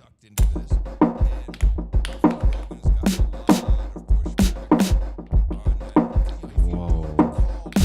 Okay. So I got to figure out a way to make this into a drum thing. Now, I know I could use this right here. This is normally what I would do. I would track out something over there into here. In fact, I'm going to do that right quick just because. Let me delete all this. I want to put some effects on it and see what it sounds like. So this is going to be 1 and 2. Wait, 1 and 2? No, not 1 and 2. Raw audio loss select audio driver. Bigger than ever, I think. Yeah, because she's only talking about stereo inputs 3 and 4. Gonna be MPC. It all deteriorated. All right, this is going to be SMB 7, and then SME 600.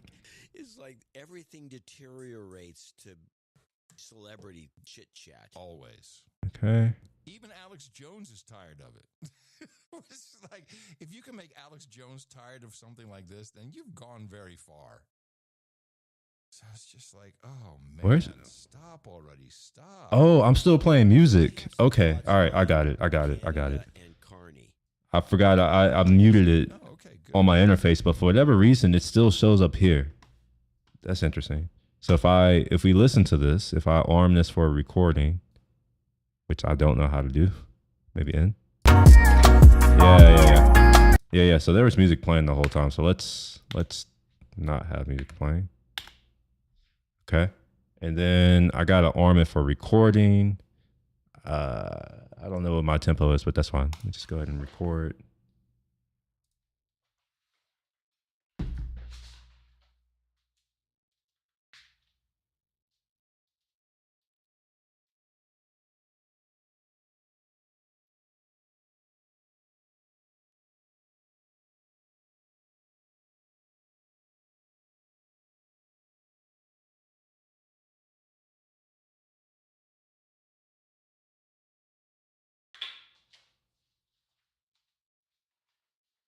Wait, nothing got recorded. That's interesting. Okay.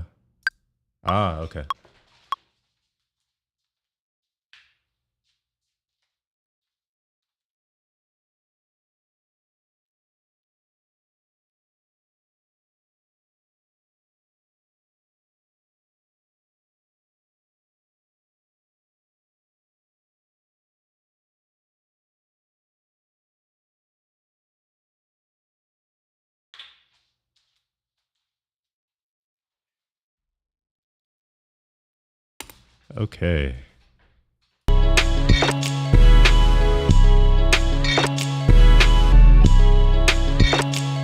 So normally what I would end up doing is tracking this out, and I wouldn't do this in Ableton. I used to do this in Pro Tools, which is easier for me. And I always run back to that, but I can't this time. I literally don't have Pro Tools anymore. So I have no flight to safety anymore. Anyway, normally what I would do is I would track all these out. I think there's what, 4 tracks? There are 3 tracks for this right here.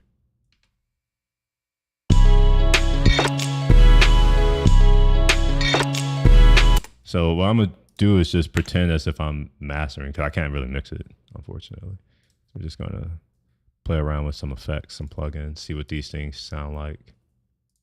And I'm only gonna use, that's a lot. I'm not only gonna use, I'm gonna use some of my own, but I'm gonna try to use some of their stuff just to figure out what they all do.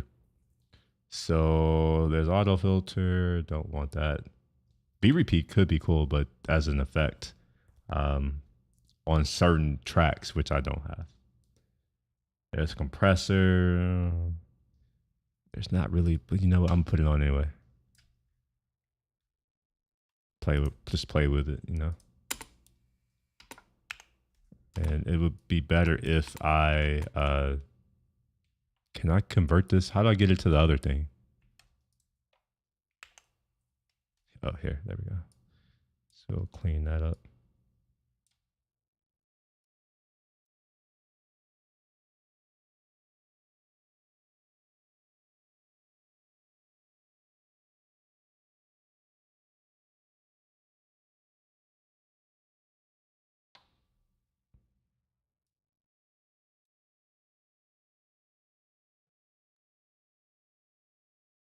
I should have looked at the tempo. I forgot what the tempo is, but maybe it found it. It's saying it's night. No, that's what I have it as. Never mind. Okay, how do I make this loop? Here, loop. There we go. Okay. I have no idea how to get this back into that this other view. I want it here. How do I do that? Do I copy it maybe?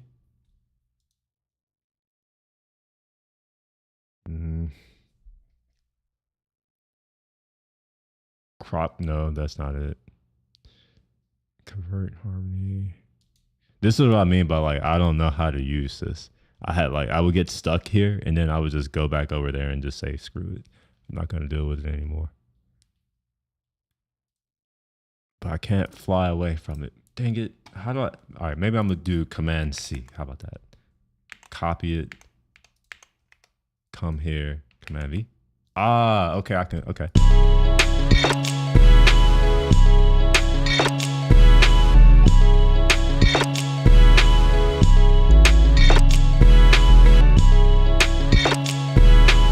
See if the loop point actually is correct. Nah, that wasn't it. It's probably here, maybe.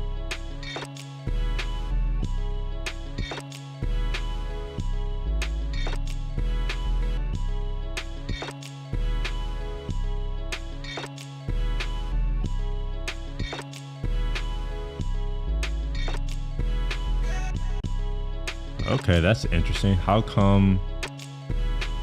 All right, I'm confused now. Is it because of my tempo?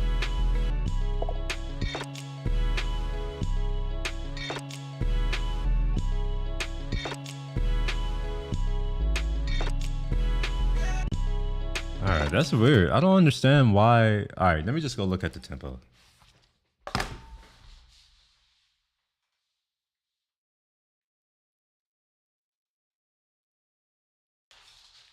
Tempo was 94. So I guess I do have to match tempo somehow. So 94 BPM here. Can I change this to 94? Okay, this is the wrong BPM. Don't warp. Again, this is what I mean. Like here, I have no idea how to fix this. The BPM is at 97. Let's play it here.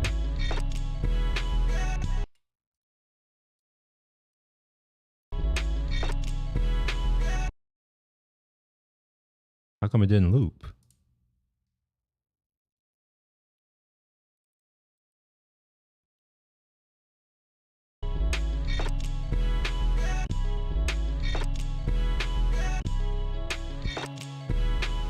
Okay, well, it's close enough. All right, fine. All right, cool. So now I can get back to my compression, my compression that I said I wanted to do. I want to play with. Did I delete it? Where's my compressor? Here we are.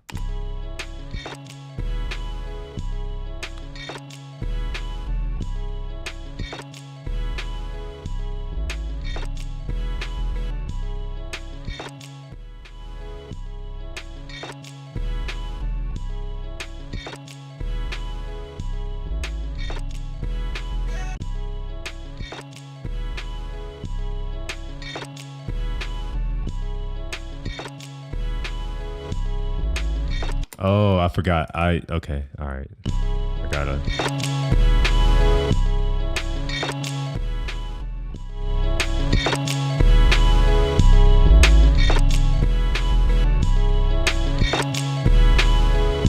I don't think I like the sound of this compressor. I hear it. I don't like hearing it.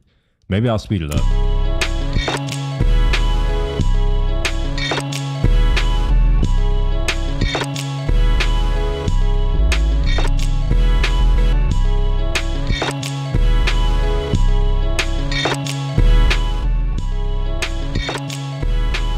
Yeah, I don't like the sound of that.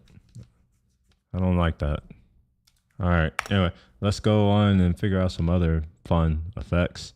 So this overdrive, which I want to say is some type of distortion, maybe. Except I don't know what kind it is. It doesn't say.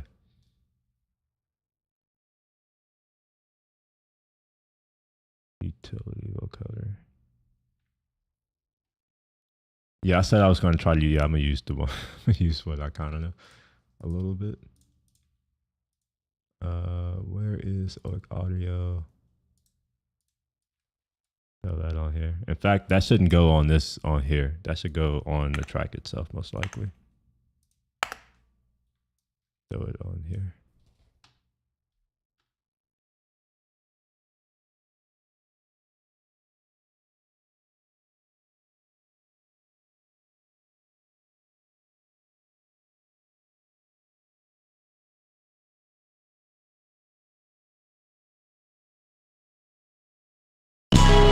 Oh, that's not fun.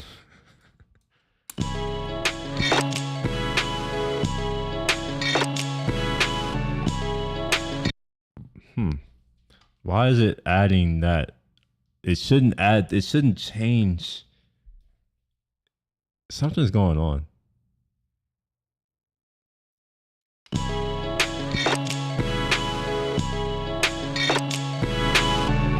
Oh, I'm dumb. I am dumb. I forgot to, okay. I forgot I had the overdrive on. I'm like, what the hell? There we go.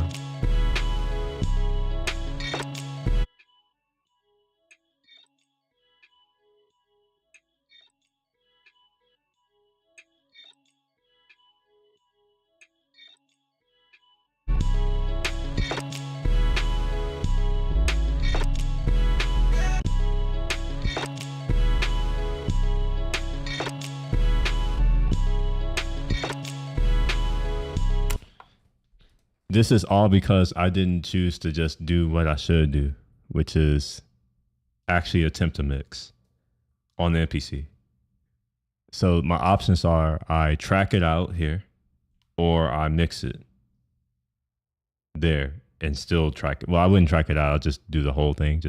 But I don't even have to record it here. I would just export it directly from the MPC and then I can pull the SD card to over here. I have some other stuff that I need to actually track out. They're like performances almost, in a sense.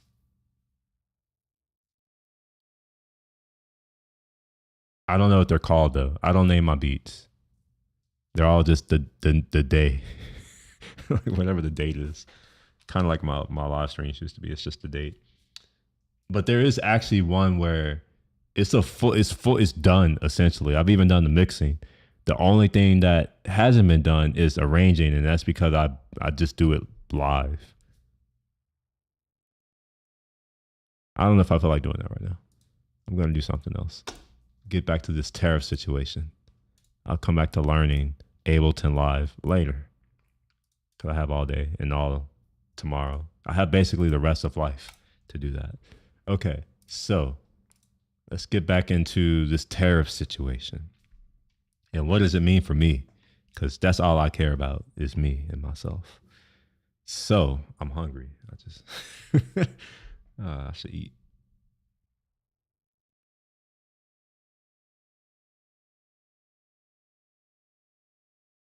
Let me get some music started. Actually, no, I'm gonna listen to Like, oh man, listen to this. stop already, stop. So I have some thoughts on Canada and Carney. Oh yes. Oh, okay, good. I'm interested in Canada and Carney. The appointed prime minister. And now I feel bad about not getting a clip when I heard it the first time because I didn't think much of it. I said, I don't know, what is he talking about? It's when Trump's sitting behind his desk, he's yakking away about turning Canada into the 51st state, and then somebody calls him and says, well, you know, there'll just be a bunch of Democrats. They're going to all vote red. I don't know why you want that. He says, well, I don't know. I think that both parties up there are good. And sometimes and then he makes a comment. He literally says, I think the Liberal Party might be the better of the two parties. Oh, okay. Trump says the Liberal Party might be better of the two. Meanwhile, he keeps goading Canada. Yeah. And you know, threatening them with this and that and the other, and it's turned the Liberal Party into a popular party all of a sudden. It did. I mean, yes, it did. It did. And now I'm beginning to think this was intentional. And let's wait, he's alive? 3 clips. This is start with this. This is Trump Carney okay. tariffs, NHK. U.S. President Donald Trump says he'll slap additional tariffs. I love how they say it. He's gonna slap the tariffs. It's so violent. I don't know if y'all noticed this. They use this language that's always violent or emotional. Thursday, he will hit back. We will fight the U.S. tariffs with retaliatory trade actions of our own that will have maximum impact in the United States and minimum impacts here in Canada. Carney said Trump's team requested a phone call and he plans to pick up soon. Meanwhile, Trump took to social media in the middle of It's not only automotive tariffs, is it? Canada and the EU. Right? He told them not to work together against the U.S. or even heftier duties are on the way. Trump right? Is the tariffs? It's not just for automotives, is it? But if the US Why is it so hard for me to find information on this? Tariff war, the global economy looks bound to suffer. News briefing statements. Interesting that it's April 3rd. Office of Science and April Technology 2nd Policy. Is Liberation Day. What are we doing on April 3rd? Outcomes of the United States and Ukraine I don't know expert why groups this is on the either. I Black don't get Sea. that, but this whole idea that this might be a setup. Yeah, I don't see anything regarding tariffs here. Maybe presidential The reason I'm actions. starting to think this way is because, first of all, we're not moaning and groaning about Carney never getting one single vote for anything. Having a search, I mean, the search is here, I guess. Carney was See, brought in tariff. from the bank. Yes, he All is right, a let's literal see. banker. He's a literal banker. He's the head of the Bank of England. Yep. And then he was Reciprocal the head of the trade Bank of and Canada. tariffs. Okay. And the Liberal Party kicked Trudeau out, who kind of quit, but he knew what was the writing on the wall. Well, we knew there was a blackmail scandal Oops. going on. I did say that I was going to use that. Oh, yeah. Well, I did say that I was going to get into talking about this later at the beginning of my stream. Because I was like, it doesn't make any sense for me to just talk to myself, so I'm going to do other stuff until I feel like it. I kind of feel like it now. Kind of.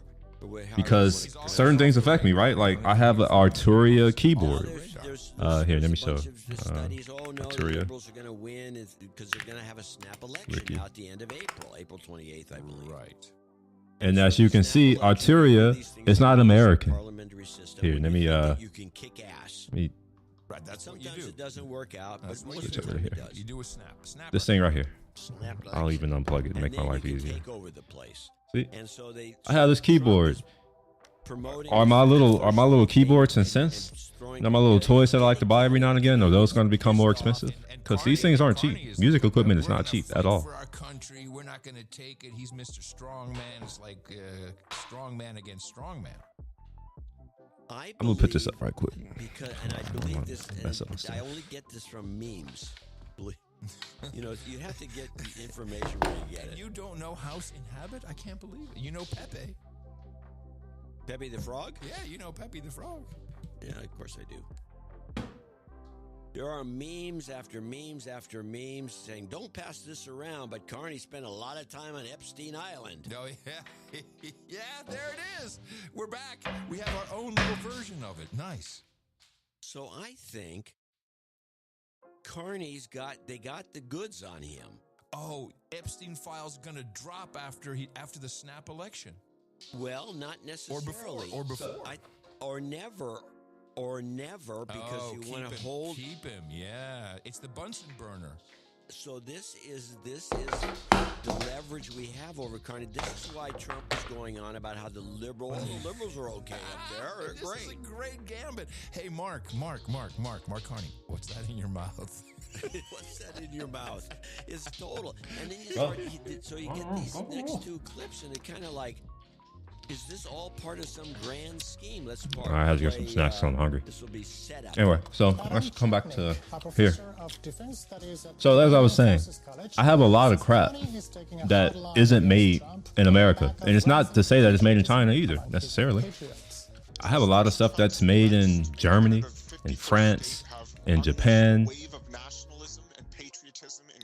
That's mostly because I seek it out. Like, let's be real. Like, if I were just buying random shit, yeah, it would all be made in China. But I have a lot of stuff that isn't made in China. I have a lot of stuff made in America, actually. All of my furniture is made in America. And it's brought out a pride that I think has always been there, but we aren't inclined to show it in the same way as Literally, it's literally made in America. I know some people, they're like, oh, like my furniture's made in China. Well, mine isn't, but it's expensive as fuck. That's the problem. Like this credenza back there, it's like $6,000 for that little credenza. The ruling party's support rate has recovered rapidly. In a poll of polls by CBC News this week, the Liberals were more popular than the opposition Conservatives, led by Pierre Poilievre. Chapnik suggests Anyway, I said I was going to use that what's that thing called? Notebook LM more. I did say that last time. But we're going to use it. I'm liking it too. Here we go with this last clip. This was the kind of there's some other kicker information in here which may or may not have something to do with the scheme. Canada spends less than 1.5% of its GDP on defense, something Trump has strongly criticized.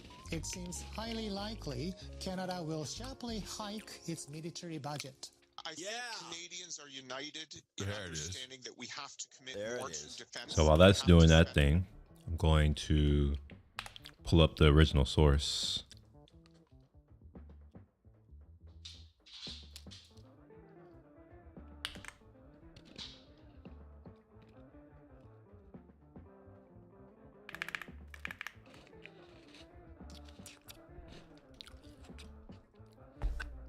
All right, so I guess I'll read until this comes online. So we have the most open economies and the lowest average weighted tariff rates in the world. And you know what? Before we even go any further, this is actually true. This is true. Most people have not had the benefit, privilege, or life experience to be able to go to another country and then try to start a business. I have. The amounts of just obstacles you have to do as a non-citizen for a lot of countries is asinine. Some countries, you can't start a business and own it wholly. You have to partner with a local citizen. That's a little fun fact. Also, when it comes to products and services, it's actually true. Our products and services cost a shit ton more abroad because those countries impose tariffs on our products and services. But I don't really hear a lot of people talking about that. Maybe because they don't know. But it's actually a thing. Let's take a country like Singapore, right? It's a nice country because they have rule of law and all that kind of stuff. And let's look at car tariffs.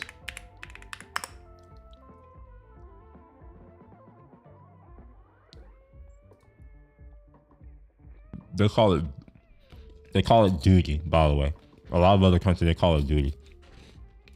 So look at this. For passenger cars, classic cars, vintage cars that are manufactured before 1940, excise duty rate of 20% would be leveraged. And yeah, you maybe that was just for like old, but no, it's not just on old either. It's also on the new ones. I had to go and try to find that somewhere. Motorcycles and scooters, 12% of the motorcycle value. So, turns out that there are countries that have this. If you ever go to a country and you wonder why a Camry costs $80,000, well, that's why. Because they're taxing the shit out of it. I heard that they increased GST recently.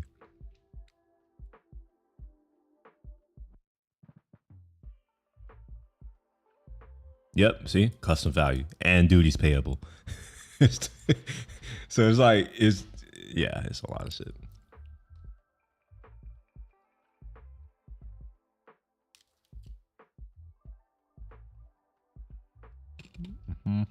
Anyway, this is right. Let's listen to it. Welcome back to the deep dive. Glad to be here. You know, this time, folks sent us something pretty interesting. Oh, yeah. A memorandum straight from the White House, dated February 13th, 2025. Okay.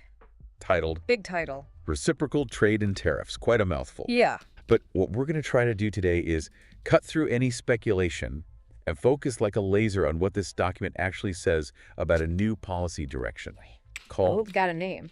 the Fair and Reciprocal Plan.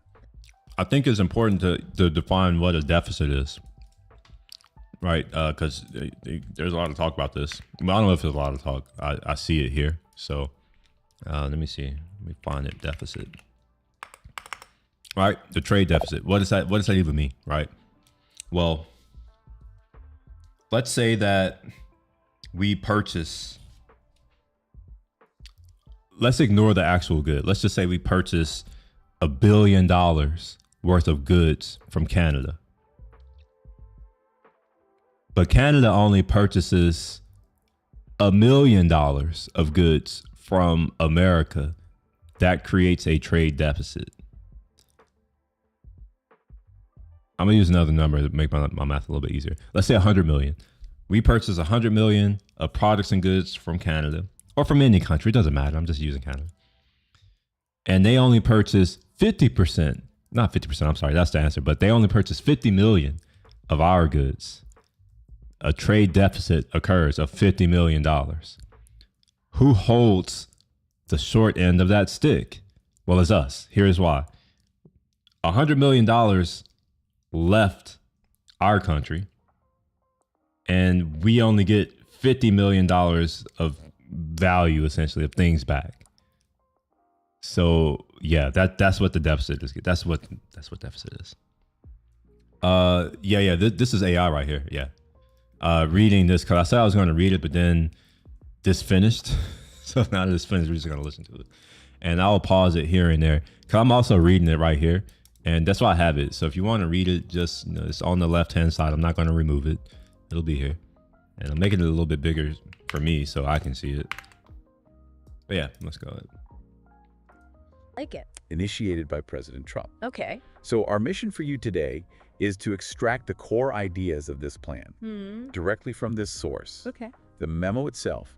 And to understand. Wait, I have to stop it again. Right here. This is true.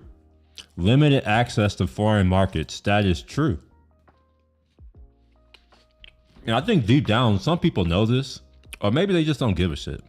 But the best example that I can give you is take your ass to China and try to start a business and see how that goes for you. Meanwhile, people from China can just waltz into America and do whatever they want, essentially. They're afforded all of the protections that someone like me is afforded. They get easy access to bank accounts. They can do it online. They don't have to show up here. It's easy. So anywhere around the world, people can come here and do business. But that's not the case for Americans. If I go abroad, which I have, my experience is I've been to 52 countries on this planet so far. Okay, that's more than you, most likely. And I'm not saying you per se. I'm just saying whoever's watching this in the video, in the future, there is a 99% chance that I've been to more places and experienced more of these types of governments than you do. So that is absolutely true. I can't just waltz into most countries and be like, oh yeah, you know what? I want to start a company. I want to purchase property. Most countries, you cannot purchase property, even a house, unless you are a citizen or married to a citizen. But all of those people can come right into America and buy whatever they want. So it is unfair. And I mean, he's saying our workers, but I would say our citizens, because like I faced it. Now, our Department of State, I forget who it is, our embassies, right? Like we have embassies in most countries and they do offer support, but it's still not enough because like it's not friendly towards people who are trying to start stuff there. The reasoning behind it based solely on the information within these pages. So think of it as your shortcut to understanding the genesis of this new trade approach. Sounds good. Okay, so the memo doesn't just jump into the plan. Right. It starts by laying out a specific view of the current economic landscape. Okay. So what's the problem as presented in this document? Well, according to the memorandum, the United States has historically operated with a very open economy, Okay. characterized by relatively low average tariffs. In fact, it points out that the U.S. imposes fewer barriers on imports when compared to other major global economies, Okay. even those that, on the surface seem to have similar systems. Interesting. So if our economy is so open, what's the perceived downside according to the memo? Yeah, the central issue from the perspective of the White House in this document is a lack of reciprocity from our trading partners. The memo argues that many of these partners maintain more significant barriers to imports than what the U.S. puts in place. Okay. This imbalance, this perceived lack of a level playing field, is presented as a primary cause of the persistent U.S. trade deficit in goods. Now, why should our listeners be concerned about this trade deficit according to the White House? Right, so the memo outlines several key concerns. Okay. It argues that this deficit negatively impacts American workers and industries. Limited access to foreign markets restricts their ability to export, while the comparatively open U.S. market faces a large influx of imports. Okay. And more significantly, it asserts that this trade deficit poses a threat to both our economic and national security. National security. Yeah. That's a strong statement. Yeah. How does the memo connect those dots? Right. So the memorandum explains that the trade deficit has weakened the American industrial base, reduced our overall national competitiveness, and made the notion more reliant on other countries for essential security needs. Interesting. It even references a previous document, the America First Trade Policy Memorandum from earlier in 2025, as the foundation for this line of thought, essentially saying that the current situation is not sustainable. Right. So as you can see, the problem, as framed here, is a perceived lack of fairness in international trade, leading to a significant trade deficit with wide-ranging negative consequences. So given that, what is the overarching policy goal of this new fair and reciprocal plan? The primary policy goal stated very clearly in the memorandum is to reduce that substantial and ongoing annual trade deficit in goods. Are you streaming, dude? Can I chat? It also aims Oh yeah, to I'm address streaming. other Like, aspects what of kind U.S. of? trade that the What's up? administration considers You need me to get? You need me to Oh, hop off? I just had an interesting interview that I was gonna debrief with you on, but we can do that later. What's the Oh yeah, strategy maybe. fundamental strategy Wait, is are you? You're to still in? actively You're still counter abroad, trading right? arrangements that are seen as non-reciprocal. Yeah, I'm in Romania at the memo moment. specifically Oh, dude, you know what you should do? determining the I'll be up equivalent for of like 2-3 hours. reciprocal What's up? You should go and link up with Andrew Tate. I think he's out there. Go to the Tate Mansion. What do you think? I can have that dude on speed dial and just call up Andrew Tate? Yeah, just walk over there. I'm sure he'll be like, "What's up?" Right. Looking at He's got security. Like, first of all, I don't know. Okay, so Andrew Tate, dude. What's he do? I've never seen his stuff. I've heard about him, but I've never seen. Like, I know he makes content. It seems like he talks shit online, but he used to be a kickboxer. It can't just be about But traditional for the most part, he tariffs, talks can it? shit online. Can't just be about tariffs. Absolutely not. Shit talking online, The I don't memo really give a shit lists about. several key Yeah, I mean, that's all he does. I don't know. Actually, I don't know what he does. I don't even know if he's there. I was just like, if I were in Romania, I would go. But I heard Romania is nice. Like, for real. How is it so far? Yeah, it's nice. It's not bad. I mean, I think I would like the rural areas a little more. Like the mountainside seems very pretty. And I'm in the city, and the city's not bad. The food's pretty good. Very affordable. Which city you in? Is it the capital? Yeah, Bucharest. Okay. Yeah, I wanted to go there. I don't know much about the food. What's the food situation like? Let me look it up right quick. Like typical Eastern European, like sausages, like cabbage rolls. Like chicken and rice soup. You know what I mean? Or an Eastern European. Would you recommend kale it? and sour cream. Honestly, if you were to look for a place to go in Eastern Europe, I would go to either Poland or Budapest. I would not come to Bucharest. The only thing nice about it is that it's very cheap because it's like outside the Eurozone, so they don't use euros. So everything's kind of cheap. But other than that, like you're better off in Hungary or Poland, in my opinion. I'll probably do Hungary because I don't know if I've never really thought of Poland and thought I would like to eat the food. I'm very much on food. I'm sure you know this. Like I mostly travel because of food. Right. Well, you might like Prague. Prague. Wait, Prague. Czech Republic. Oh, Czech. Okay. Yeah, I've never been there either. You know what? I should go to Europe and spend more time. I've only been to a few countries in Europe, like Spain and Germany, France. And I'm sure. Oh, in Italy. Those are nice places, though. You've been mostly Western Europe. Yeah, exactly. But I would like to go to Eastern Europe as well as Central Europe. I want to go to Greece and Turkey. I haven't been to Turkey yet. I really want to go for food. Turkey's great, dude. Dang, that's what's up. Well, let me know when you want to chat. I'll probably be off stream in like an hour or two. We'll see, most likely. So I can hit you up then if you want, or you can feel free to hang out. I don't mind. I'm just hanging out. The reason that honestly I'm in the general channel for people who want to come and hang out. You're the first person who's taken it up. I'm down to hang. What are you chatting about? What's on your mind? Well, I'm trying to figure out what is actually included in these tariffs that are about to come on, because it seems like everyone's been focused on cars, on autos, and I'm just like, I don't really care. I care about my cameras because I have a lot of cameras. I have a lot of tech shit. Like, are Apple computers about to become more expensive because none of them are made here? They're all made in Vietnam or China. Or, what about hard drives? Most of those are made in Thailand. Are we about to see a 20 to 25% increase on prices on those? But are those tariffs like targeted against China because of their subsidies that they do, or are they like general? No, like he's talking about having a blanket 25% tariff on everything that comes into the country. China has its own set of tariffs, and it's more than 25%, and it's on certain goods. Yeah. Yeah, so it's tough, unclear. man. It's unclear what is it actually affecting, because if it's going to be a 25% increase, that literally just means that shit is about to go up 25%, probably more. Trade wars are a dangerous game. Yeah. So do you? I mean, do you think people are gonna?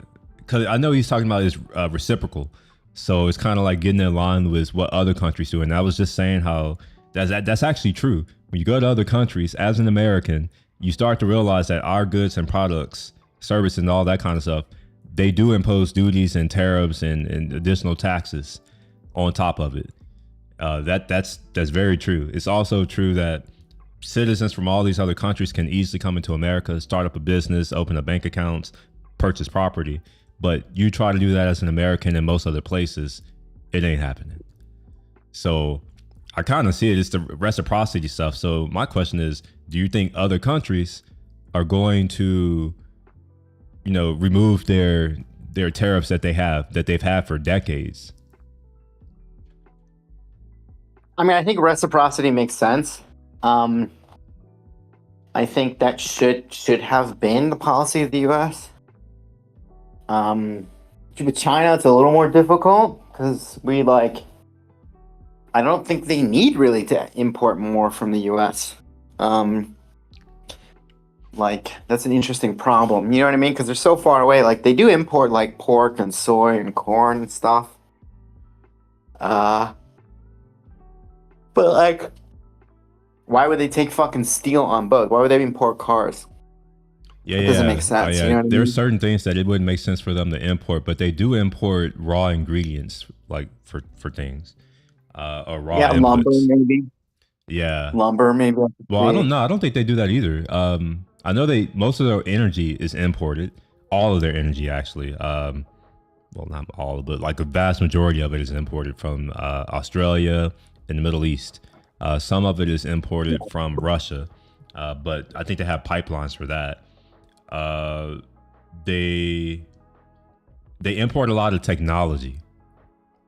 So it's not necessarily raw inputs. It's things that they need to build other stuff. Like a lot of the machines that they use, those are mostly imported from Japan and America because they don't have the precision. Like they don't, for whatever reason, they haven't developed the ability to have precise instruments yet. So they import all of that, things that require precision. So even the chip making machines, right? Like the lithography machines, those are all imported. Right. And a lot of those imports are based off of Western technology. So it's mostly IP, but I don't know if they really import it as per se. They just get it, you know what I mean? They just take it. Yeah. So yeah, somebody's saying that they don't think it's a good idea to have reciprocity amongst every country. Well, I don't know. Like, that's fair, right? I think reciprocity is fair. So yeah, that's what I'm getting into. But it's easy to backfire. That's the problem. Well, I think what it is that we have so much momentum of us not, charging anything that's just become the default expectation. And Right. I think people have become entitled to that. Yeah, that's an issue. Yeah, it's a big issue. And I'm seeing a lot of fear, uncertainty, and doubt, all over the internet. So I was trying to figure out, like, well, let's see what he's actually saying and see if it's everything, because you can technically consider software import. So I was wondering, is my software going to become more expensive? Because most of the software that I use isn't made here. And you can't say, oh, we need to make it here because, we have 1.7 million developers here. And for whatever reason, they don't make these tools. So it could just be like, maybe it could be a skill issue, right? That's what I was arguing about earlier. Then I got distracted with some other stuff. Is that I don't think these tariffs are actually going to result in manufacturing coming back to America. Because we don't have the skills for it. Like, look at our education system. Look at what we're producing. We don't produce citizens who are capable of doing anything beyond swiping left and right and swiping up and down on TikTok. That's basically what we produced. So it's kind of interesting, to say the least. So what I had did was you've heard of Notebook LM, right? Notebook LLM. No, LM. Notebook LM. Right? Notebook LM. No, I don't know. Okay. Explain it. So it's a Google product, and what you can do is you can give it all these different sources. It's almost like a study aid or a research assistant type of thing. You give it all these sources, and then it creates a RAG, essentially, where you can ask certain things. You can create a mind map. But one of the cool features, and it's by far the coolest in my opinion, is you can generate a podcast.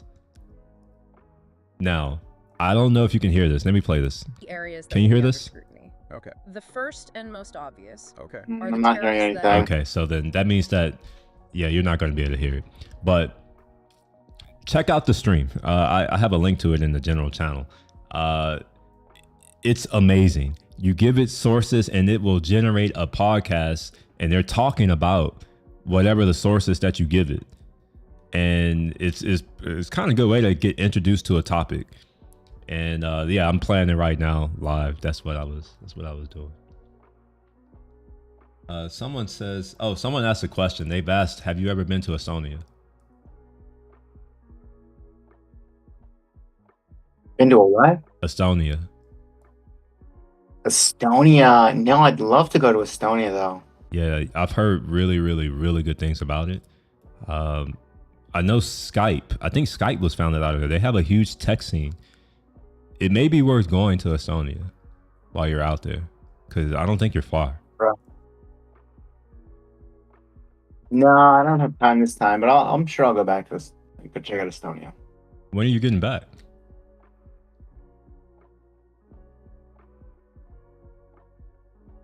Oh, there. Repeat the question. When are you getting back? I am flying back in a week. I'll be in Miami for a few days. Then I'll be in St. Petersburg, Florida for a week or two. And then I'll be in Thailand for a month. I thought you were coming to Texas in April. I'm coming to Texas in June. I'm going to send you the exact dates, but it's going to be like Okay. June-ish. Okay. All right. This whole time I thought Thailand was in May. Maybe that still is May. That still is in May, right? Yeah. Okay. Mid-April to mid-May. Okay. And then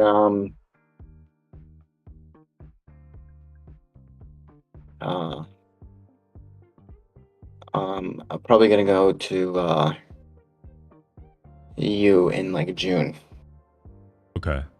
Well, my friend said that she is cool with taking Roscoe, so I'm like 80% that I'll be able to go. 80% going to Thailand with me, dude? Yeah. Because like my flight is free, technically, so it's like it's not really a cost per se. And yeah, like I still have no job, so it's like it's not like I have anything else to do. Okay, we have to like coordinate and plan a little bit because you got to put that. First of all, that's like 2 weeks away, dude. You got to like book. And then we got to figure out where in Thailand we're going because my buddy's in Pattaya, but I don't want to spend the whole time in Pattaya. Pattaya's kind of sleazy. Mm-hmm. But we can chill like at his villa.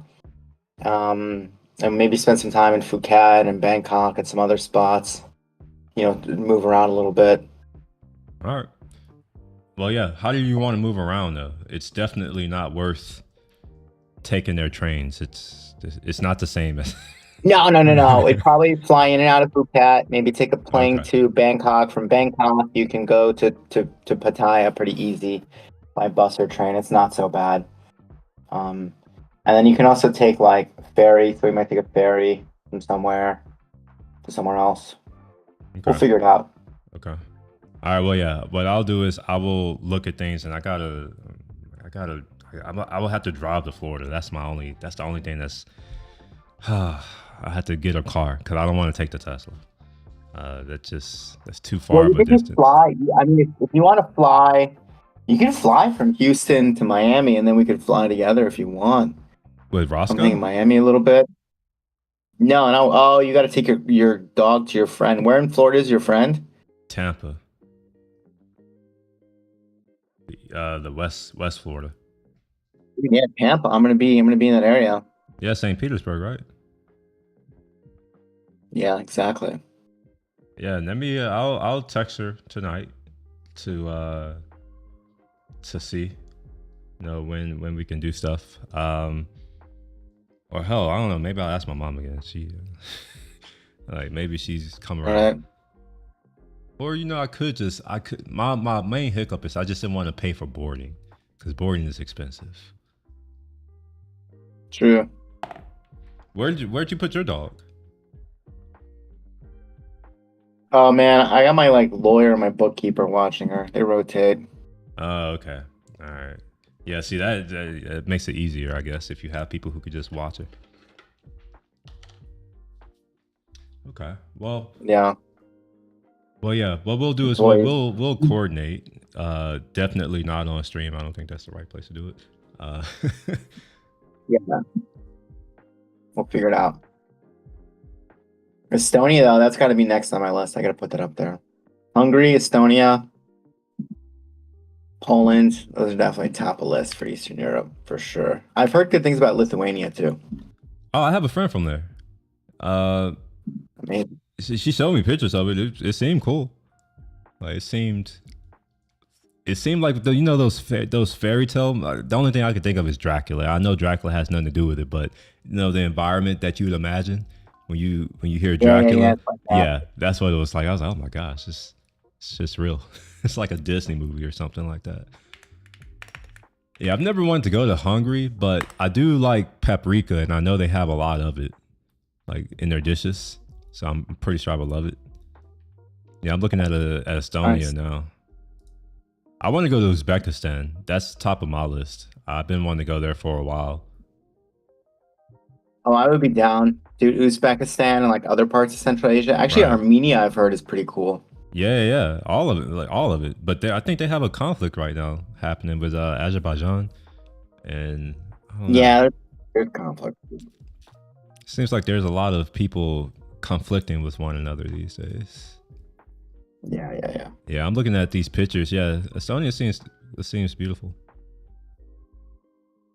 I've only heard of it when I was in the Middle East.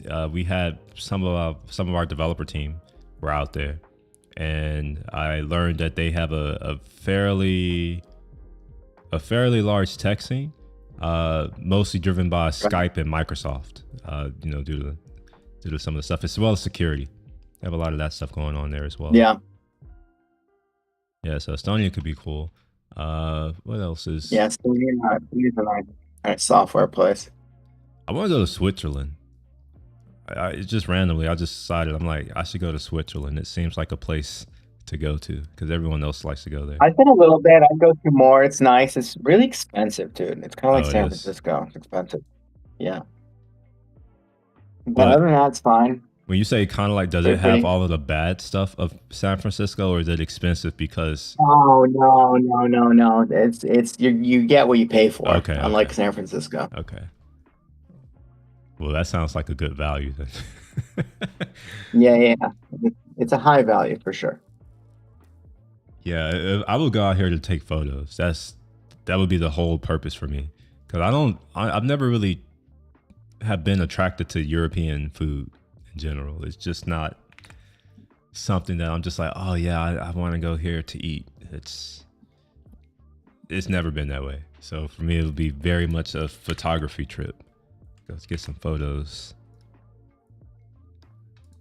What else did you were saying you wanted to go somewhere else? I'm looking at pictures of these places. Oh, that's cool. Let's go to this one. Budapest, Hungary.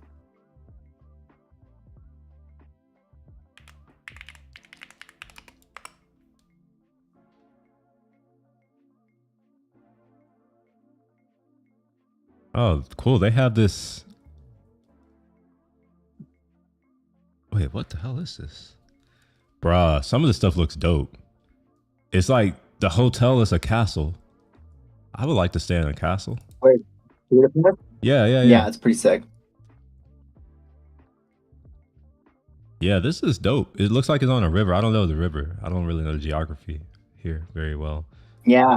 Is it the Buda River or something, maybe? I forget exactly. Zero idea. Let's see.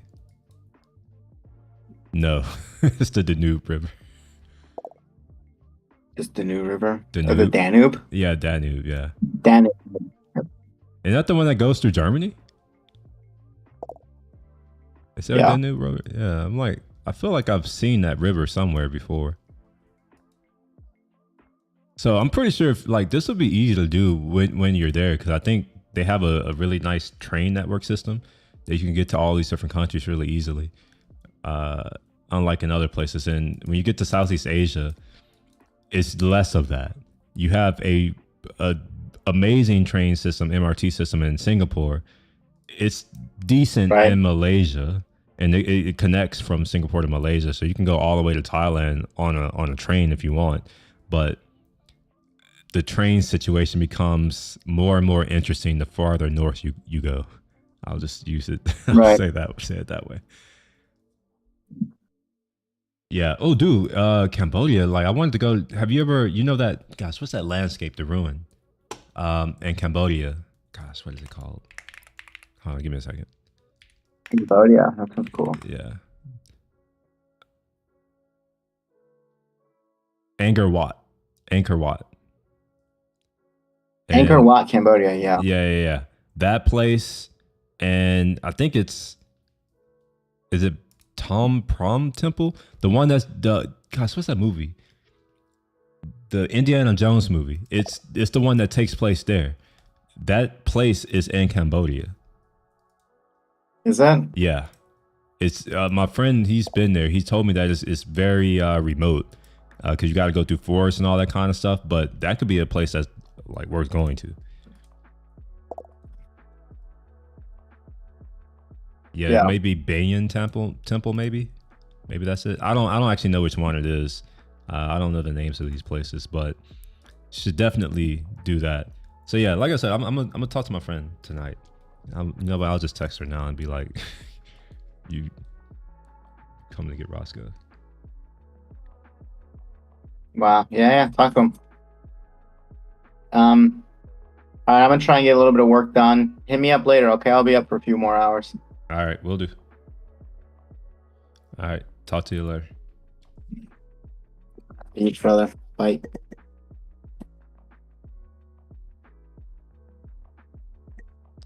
All right, sorry, I'm just now seeing y'all's messages. Give me a second. Is he traveling for work? Just Nomad? He's just traveling around. Tenet was filmed in Thailand. What's Thailand? Thailand?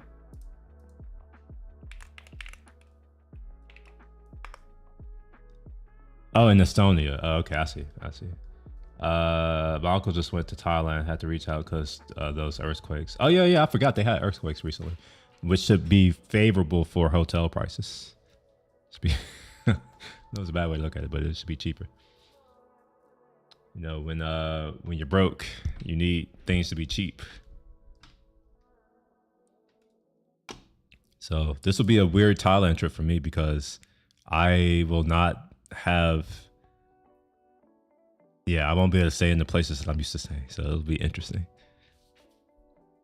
And I'll probably not even fly. I probably won't even upgrade my ticket. I'll probably just have to fly economy and suck it up. No, my God, no, I can't do that. I'd rather go into debt. I'm not even gonna lie. I'd rather go into debt or just burn all my miles to upgrade. I have a lot of miles and a lot of points on Amex. So if I purchase it on Amex, then I could just get a business class seat. It sounds like it's fun in games when you're like, oh yeah, I'm gonna fly economy. But when you realize that the flight time from where I live to here, the total travel time is 25 hours. No way in hell am I able to do that. Not now. Even when I was younger, that was hard. But the older I get, nah, can't do it. Nah, bro. Like I'd rather not go than fly economy. Economy's not an option. Well, I know you don't know this, but I'm 6'4". You know, so all this body positivity bullshit talk that people are always talking about and how shit's not fair because they're fat. Well, I could say the same thing. Shit's not fair because I'm tall. A lot of these seats are not made for people my height. And the majority of my height, I have long legs. I have that's typical black person build. You know, I have longer legs and a shorter torso. So economy doesn't really work.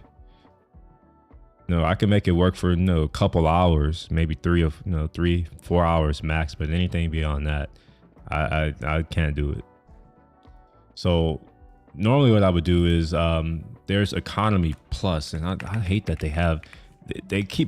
it's so weird because economy plus and premium are so similar. It's like, what the hell does this even mean?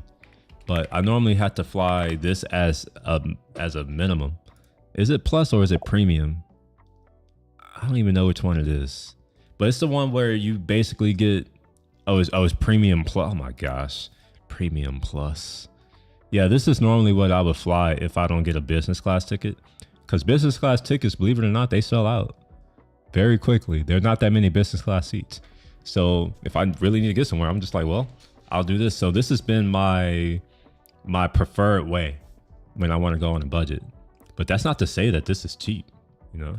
Let's go take a look at how much this is going to cost. What the hell? Round trip. I wouldn't actually go to Thailand. I would go to Singapore and then fly from there to Thailand, as I normally do. Well, I don't normally go to Thailand, but I normally go to Singapore. So let's say I go here and then spend from here, because I don't know how long she'd be willing to take them. Did I message her yet? Yeah, I did.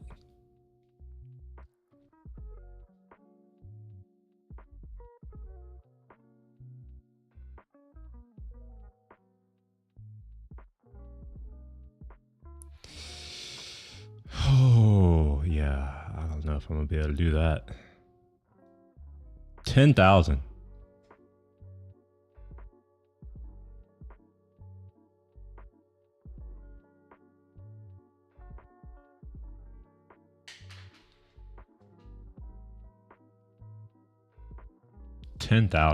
What about if I use my mouse? Let me pull this over here right quick.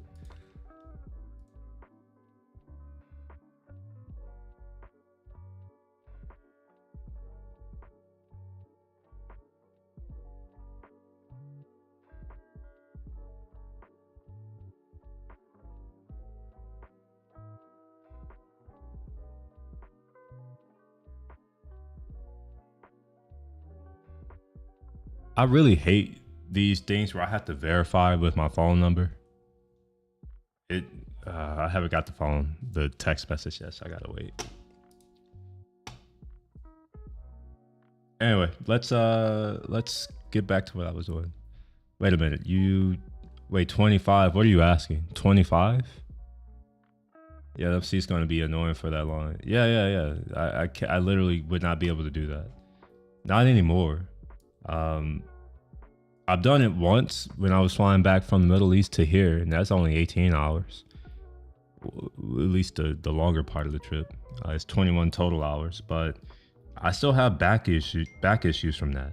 I'm not willing to trade my health just to save some money. I'd rather just not even go. And I know it's hard for you. You may not understand it because I think you're young still.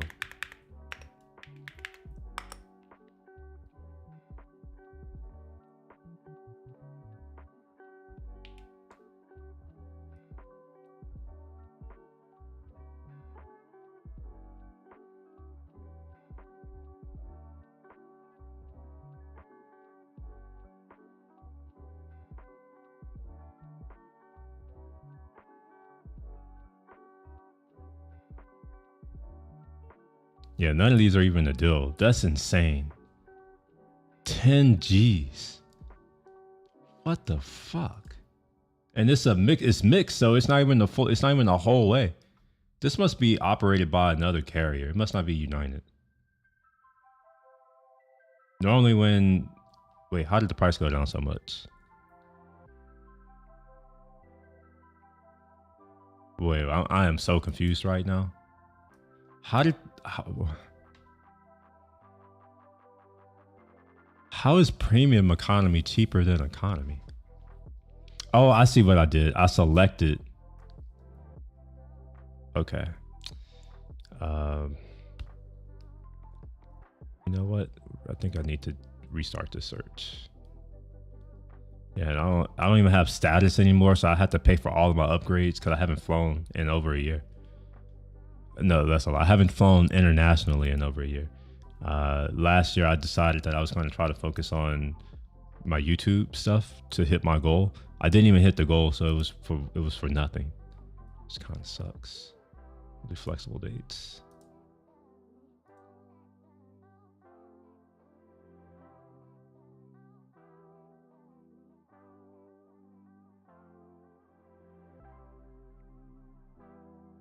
Oh, 6 days? That's not long enough. 10 days.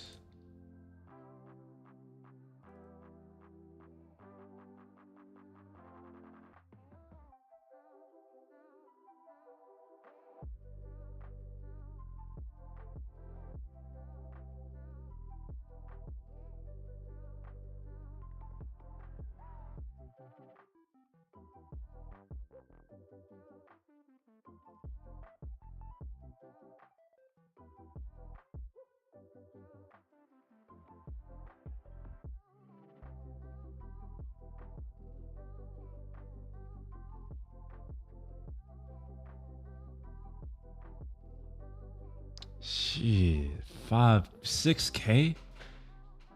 It used to only be 3. I mean, 6K is still a lot though. I'm not even gonna lie, 6K is a lot. For especially if it's it's mixed cabin. So mixed cabin normally means that the whole flight isn't that. Long layover in San Francisco. How long is this layover though? 3 hours. God dang. That is a long layover. So maybe this is what they're talking about. Like this part is a mixed cabin because you have 2 different flights, and obviously the flight domestically doesn't have premium economy or whatever, economy plus whatever they call that.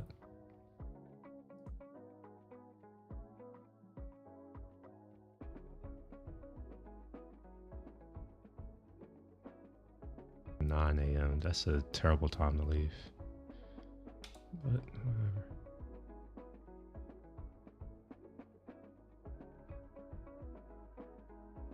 Oh, it's only $2,000. What the hell? Let me pull this off in case I show my credit card info. I don't want to show y'all any of that.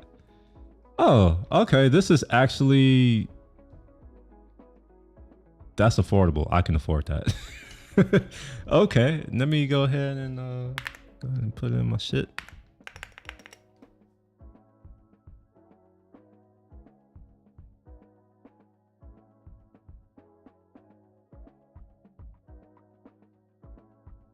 You know, I see what they've done. They price fixed me. They showed me this stupidly high price, and they're like, no, and then it's actually the price that I'm used to it being. It's about $3,000. Okay, yeah, cool.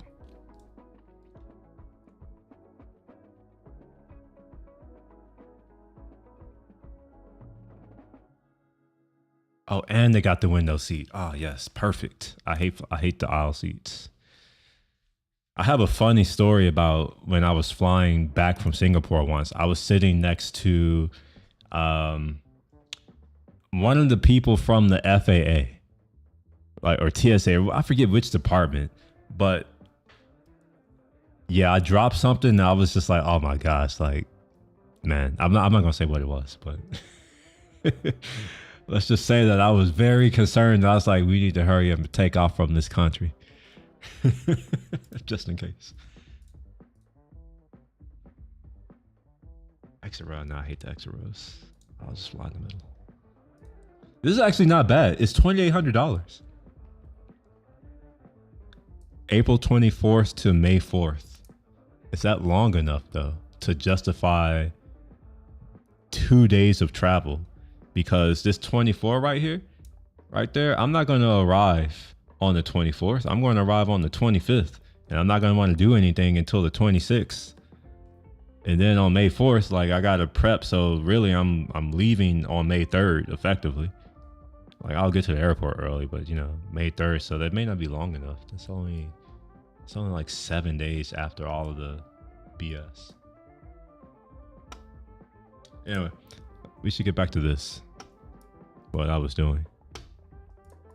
Other countries impose on products coming from the US, but the scope extends significantly beyond that. Such as? The examination will also include unfair, discriminatory, or extraterritorial taxes that our trading partners might levy on US businesses, workers, and consumers. Okay.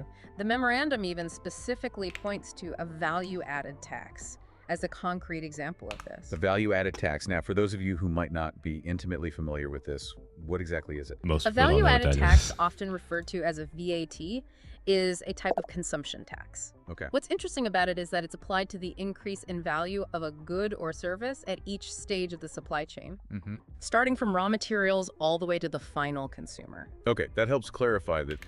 So besides tariffs and these specific types of taxes, what other elements are going to be examined under this fair and reciprocal plan?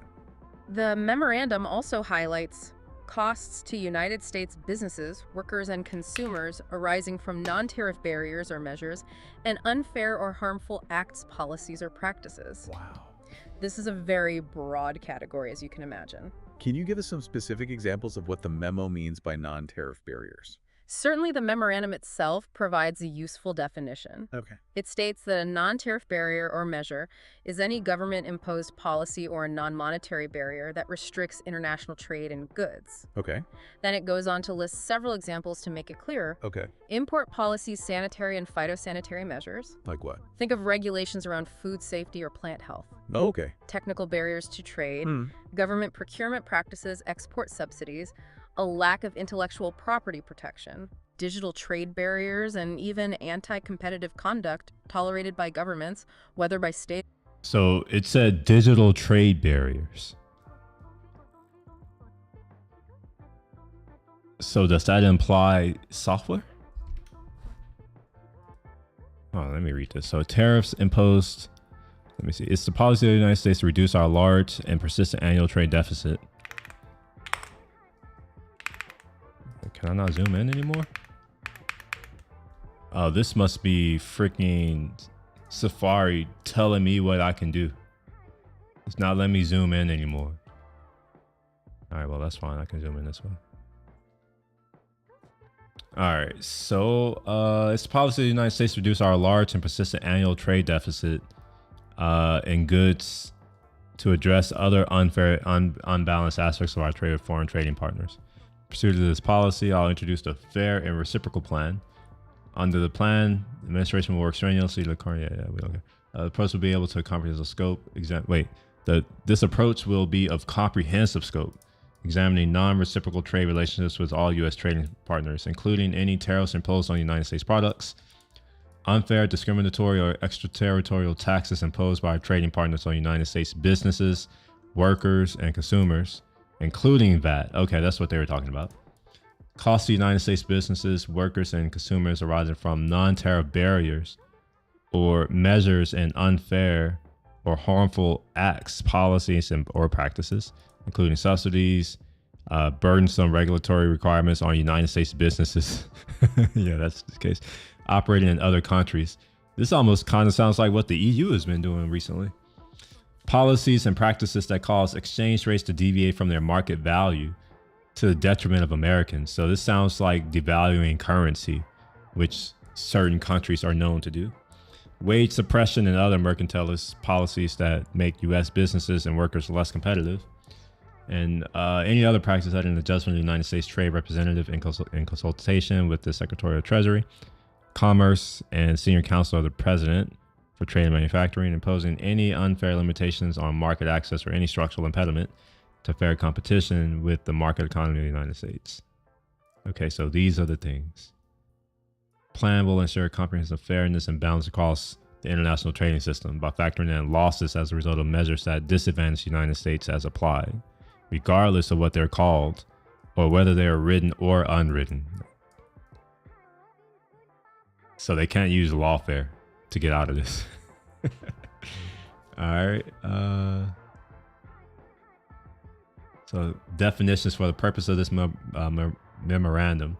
Value-added tax means a type of consumption tax that is levied on an incremental increase in value of a good or or service at each stage of the supply chain. So yeah, VAT is what most countries that I've been to, that's what they do. Non-tariff barrier. A measure means any government-imposed measure or policy or non-monetary barrier that restricts, prevents, or impedes international trade in goods, including import policy, sanitary and phytosanitary measures, technical barriers to trade, government procurement, export subsidies, lack of intellectual property protection. I know who this applies to. Digital trade barriers. This, I don't know what that means. And government tolerated anti-competitive conduct state. Okay. Nothing in the memorandum shall be construed to impair or otherwise affect the authority granted by law to an executive department of the agencies. The function of okay, I don't think that matters to me. So I can go back to here. State-owned or private firms. That's quite an extensive list. It is. Showing you just how wide the net of this plan seems to be cast. It looks like they're considering almost anything that could potentially hinder U.S. trade. Precisely, and the examination doesn't stop there. Oh, there's more. Oh, yes. Okay. It also extends to policies and practices that cause exchange rates to deviate from their market value. Okay. Particularly if that deviation is seen as harmful to Americans. Okay. Additionally, the memo mentions wage suppression in other countries. Okay. That could make U.S. businesses less competitive on a global scale. Wage suppression being considered a trade issue. That's a perspective you might not have immediately thought of. It's an interesting angle. Yeah. The memorandum further includes other mercantilist policies that are seen as hindering U.S. competitiveness, as well as a more general clause. Any other practice that the U.S. trade representative, in consultation with other key officials, deems as unfairly limiting access to markets or impeding fair competition with the U.S. market economy. So as you can see, the scope is incredibly broad. It's far-reaching. And it's important to note that the memo specifically states that they will consider the impact of these various measures, right, regardless of what they are officially called, or even if they are formally written down as laws or regulations. That's a very important point. Yeah. The focus isn't solely on official government statutes, but on the real-world effects of a wide range of practices on U.S. trade. All right, so the memorandum has laid out the perceived problems. Right. And broadly defined the scope of this examination. Yes. What's the process for actually taking action under this fair and reciprocal plan? The memo outlines a multi-step process. Okay. It begins after the submission of reports from various government agencies, which were mandated by that earlier America First Trade Policy Memorandum. Following that, the Secretary of Commerce and the U.S. Trade Representative, In consultation with several other high-ranking officials, including the Secretaries of Treasury and Homeland Security, the President's advisors on economic policy and trade, and potentially others, will initiate formal investigations into the harm caused by these non-reciprocal trade arrangements. And these investigations will be conducted using their existing legal authorities, correct? Yes. The memorandum explicitly states that once these investigations are complete, the Secretary of Commerce and the U.S. Trade Representative will then submit a detailed report to the President. Okay. This report will lay out proposed remedies aimed at achieving reciprocal trade relations with each of our trading partners. So they'll essentially be presenting the president with a range of potential actions to address these perceived imbalances. That's right. A toolbox of options. What about the potential consequences or impacts of these actions? That's where the Office of Management and Budget, or OMB, comes into play. Within 180 days from the date of this memorandum, which would be around mid-August 2025. The director of the OMB is required to assess any fiscal impacts on the federal government, as well as the impact of any new requests for information collection that might arise from this plan. Interesting. They will then provide a written assessment of this to the president. It seems like there's an attempt to understand the potential economic and administrative consequences before any major steps are taken. Trying to get a handle on the potential ripple effects. Now, we've used some specific terms throughout this discussion. And the memo itself provides clear definitions for a couple of key ones. Sure. Let's revisit those briefly. Okay. We already defined value-added tax. Yeah. What about non-tariff barrier again? As we discussed, the memorandum defines a non-tariff barrier or measure as any government-imposed policy or non-monetary barrier that restricts, prevents, or impedes international trade in goods. The examples provided import policies, sanitary and phytosanitary measures, technical barriers, government procurement, export subsidies, lack of IP protection, digital trade barriers, and government-tolerated anti-competitive conduct. Really underscore the comprehensive nature of this definition. So it's crucial to understand that this isn't solely focused on traditional tariffs. It goes much deeper. Now, before we conclude our deep dive into this document, there are some important caveats included in this memorandum.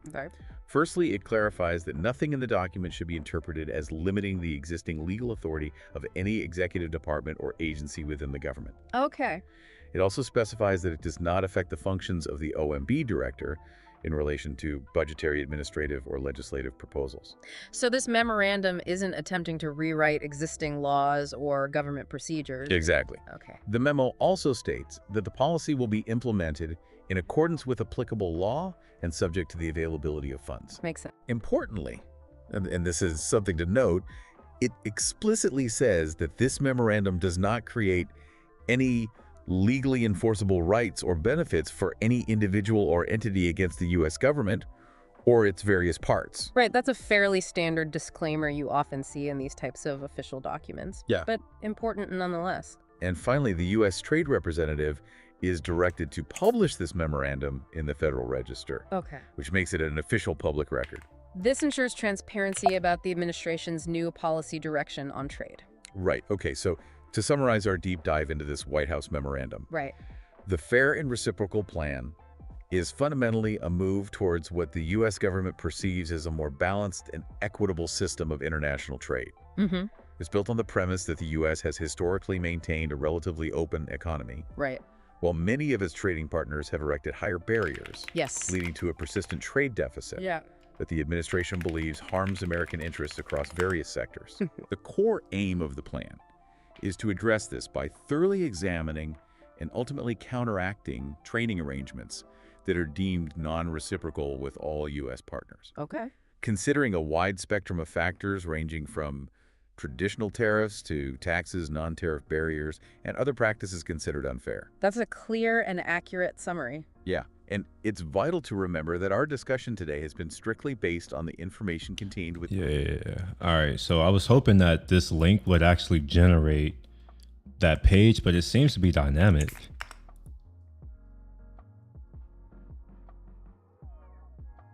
Yeah, it's dynamic, so it's not actually... So the answer was 10%, but I'm curious to know if there's any other ones.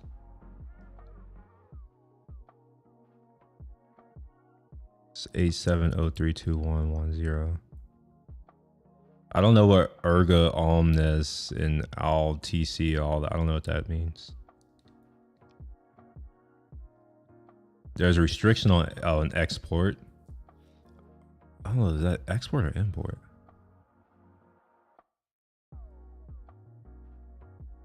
Control on ozone.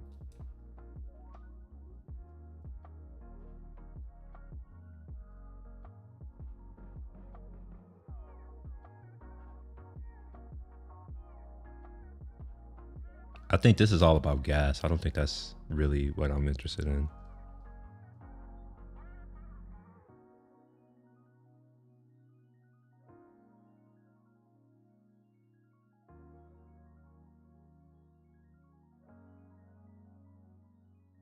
Interesting. So that doesn't work. I wonder, does this work? No.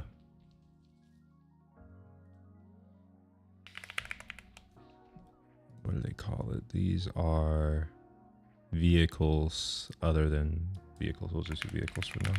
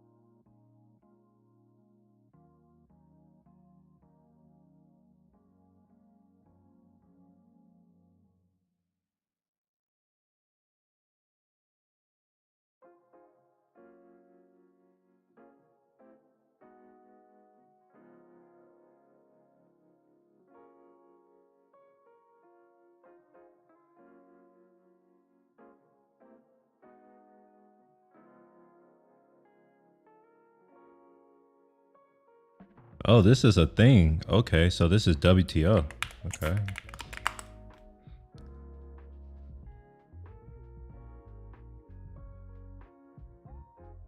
All right, the concept of erga omnes, obligations, meaning obligations owed to the international community as a whole, is not directly applicable to WTO obligations. WTO obligations are primarily bilateral in nature, meaning they are owed to other specific member states, not to the entire international community.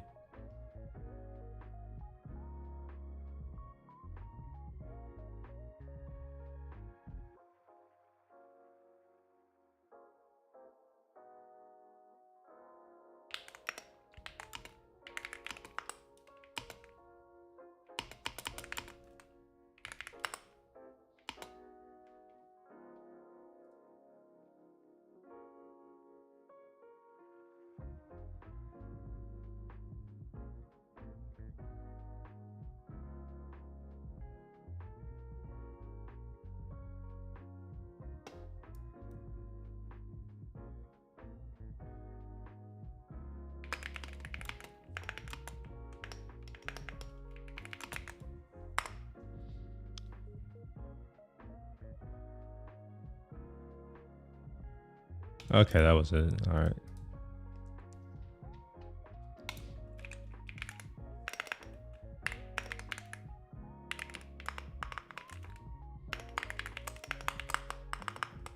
No, there might be, I don't think it would be here. There should be something that actually goes over that. Or maybe that is part of it. I don't know anything about EU and how that shit works. I'm not even gonna lie.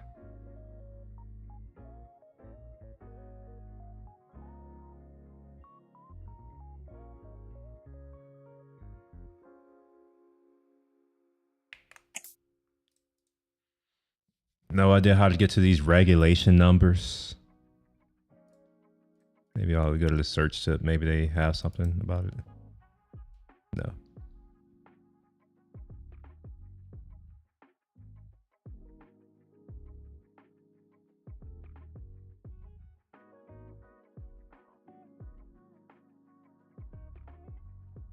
It is crazy that although this information is publicly available, it's not simple to figure out what is actually going on, which is a problem. Because that means that normal people aren't going to actually know. They'll have to be told by their government-controlled media.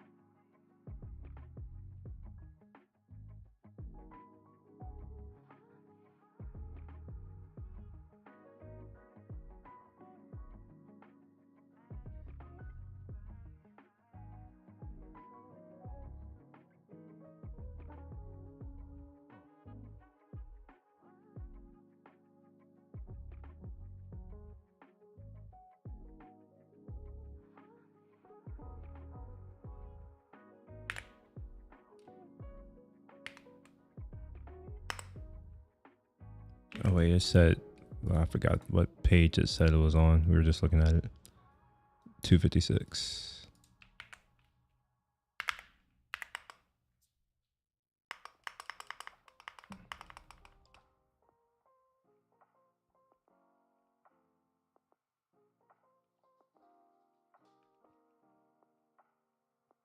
That's not what I was expecting.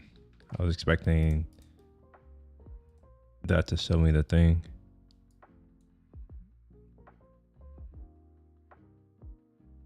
Journal number L256. Maybe put that in there. Oh, it's that. Okay. All right. This whole thing. This is L256. Got it.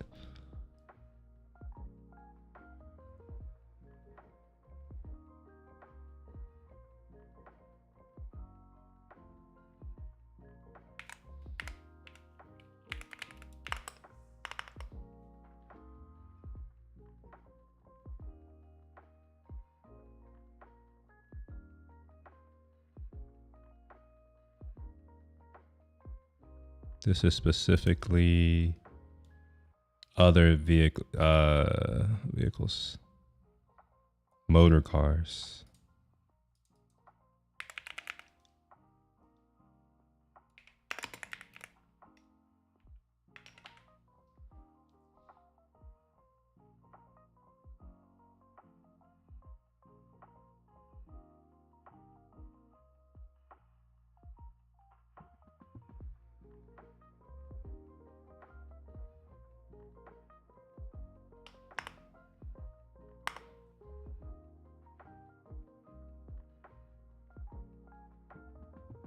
Hitting 8702.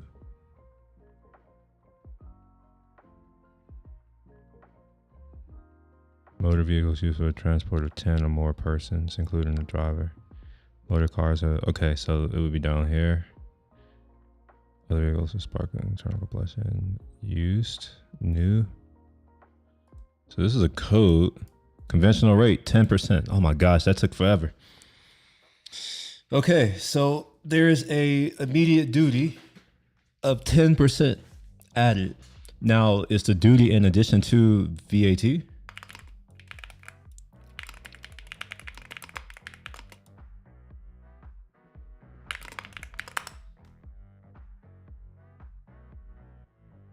Oh, so it's both. So how can I find VAT? Is it just the typical or is it different for different things?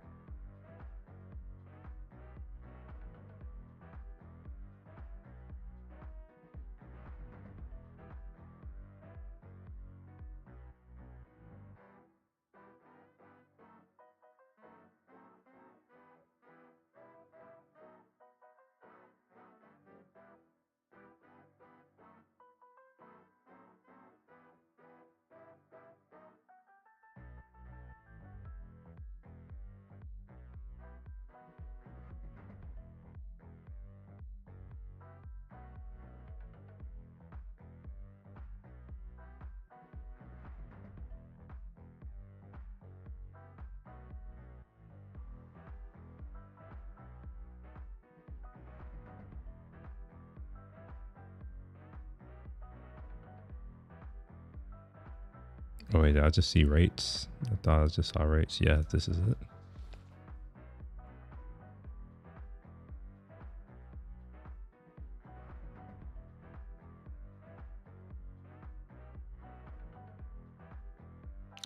Must be no less than 15%. So given that VAT is charged on top of the duty, 25%. Reduce rates following the EU foreign reduce rates as low as 5% to supply of goods and services in up to 24 categories included in Annex 3. So let's see if cars are a part of that.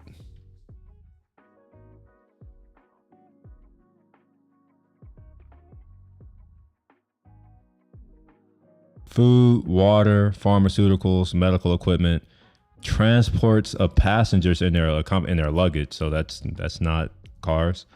Supply, including loan, admission to shows, radio, services by writers, provision, construction stuff, agricultural stuff, hotels, basically like travel, sporting, facilities, recognized well-being. Okay, so like health care, supply services, undertakers, okay, death services, medical, and I don't see cars. Minor repairing of these things, so still no cars. No cars. So I think that means, let me put this in here as a source.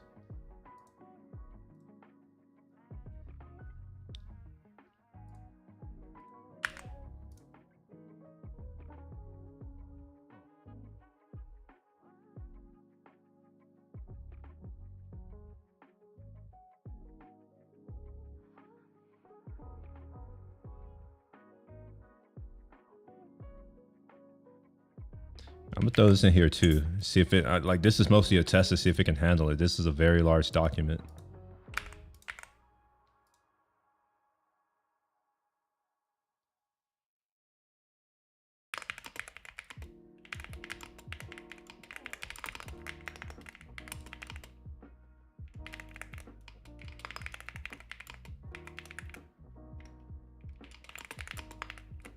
I wonder if it can even answer this. I think it's 25%. I'm using this to try to check my work. You know, because I don't want to just trust, you know, myself because I don't know anything about this. I'm figuring this all out right now.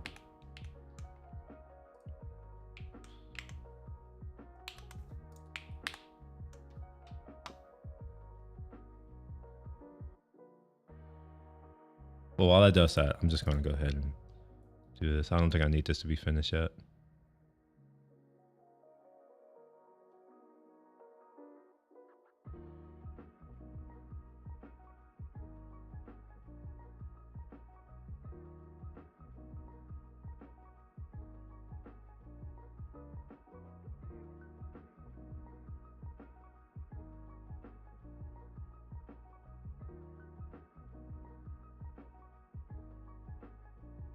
Copy that. We'll paste this into ChatGPT.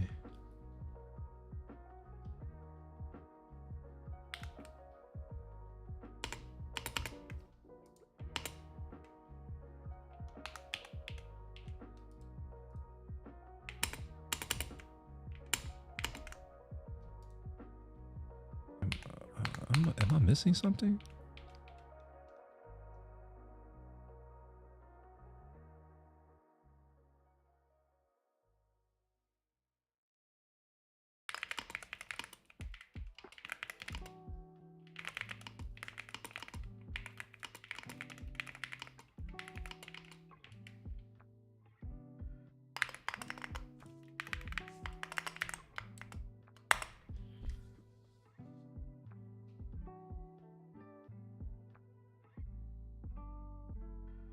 Oh, that's more than I thought it would be. Holy shit. Ranges from 19 to 27. I thought it was just 15, but it did say it should be no less than that. Well, then there we go. A VAT of 19% plus 10%, that's damn near 30%. So a $40,000 car would cost $55,000.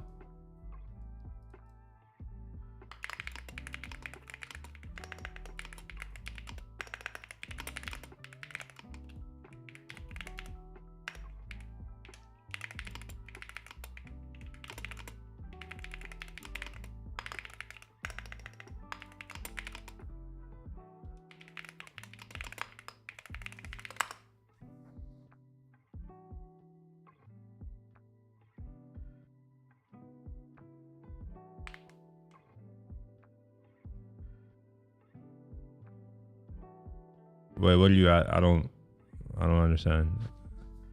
I thought I said what I was searching. I'm searching to see how much tax they charge for our stuff.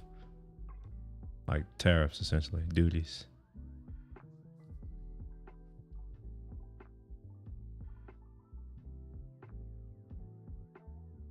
So this is what he's talking about right here. So for passenger cars, 2.5% of the declared value of that vehicle. Now trucks, that's a different story, 25%, and that's some chicken tax. Other US costs, processing fee. And this is passed to me, right? I paid these things. This is nothing though. This is like a couple $100. Harbor maintenance fee, this is again nothing. It's like, all right, you're using the port. Yeah, you should pay for that. Wow. Okay, so this is what he's after.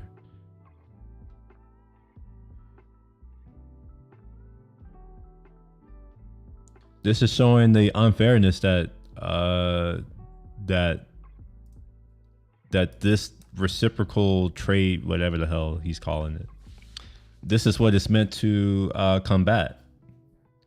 So I just spent more time than I would like to admit trying to figure out how much of it, like how much duty, and I found that right here. This is the EU law. This is from their shit, your Lex. Right, so This is all of their stuff for duties.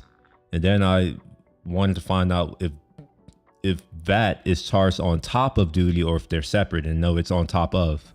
So EU, if I wanted to export a vehicle to the EU, 10% right off the top. Depending on which country in the EU, it's going to vary, but it's going to be a minimum because it can't be less than that. That's what I think I just saw here. That it can't be anything less than 15%. So right off the bat, you're starting off at 25% at a minimum. To go into Germany, France, or whatever, you're looking at close to 30%. So just to check my math, or just my understanding, my intuition of it, I asked ChatGPT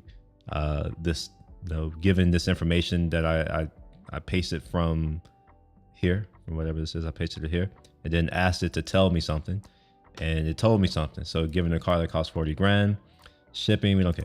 Customs duty, 4,200, that's that 10%.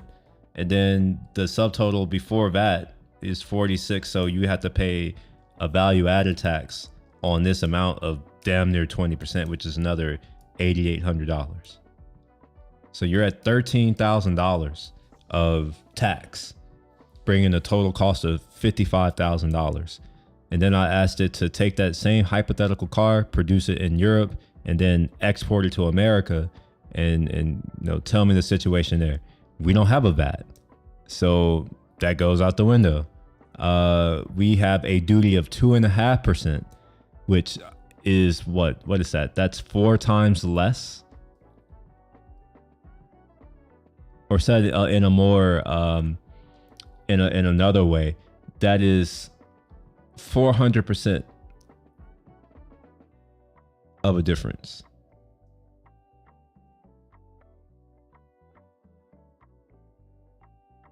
And then it breaks down these other fees. But even then, even with all those other fees, if it costs them $40,000, and obviously it doesn't cost, but if they're selling it for $40,000, their total cost is $4,300 and some change versus if you flip it around, $54,000 or $55,000. So I think I'm going to argue and say that is unfair. I think I have to agree with this characterization of right here, unfair. I think I have to agree with that characterization now.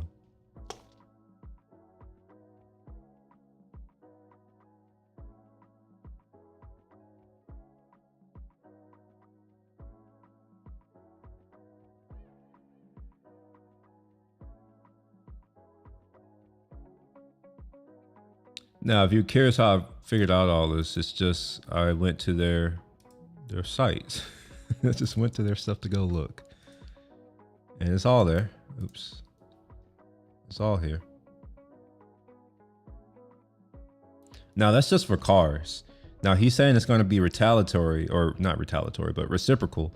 So I imagine that somebody is going through all of these different codes and figuring out what those values are and saying, well, we're going to do the same thing. So either our costs are going to rise, or they are going to reduce their duty, or they're going to reduce their costs.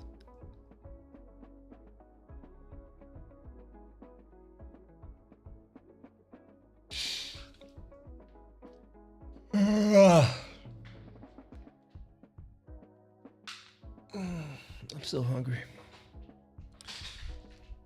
I was debating on whether or not I should do another stream of me in the kitchen, but I don't feel like doing it. Too little reward, I guess.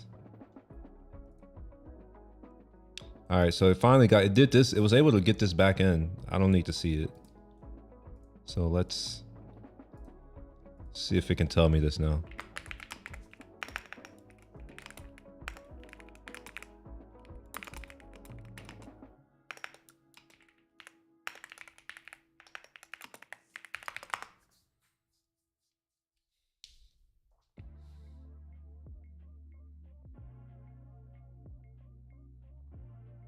Okay, so it's able to give me these things. What I'm starting to realize is that this is literally a RAG, which is actually not a bad thing. If there's an API for this, let me see. Maybe there is an API. Can I build on top of this? Get rid of that. What is this thing called? I forgot. Oh, Notebook LM. Like, what is this thing called that I'm using? Is there not an API for this? Maybe.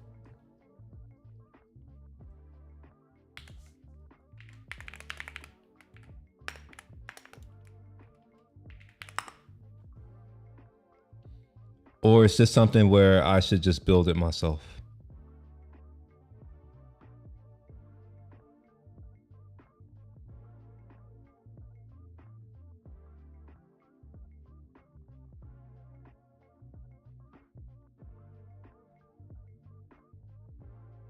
Yeah, it doesn't seem like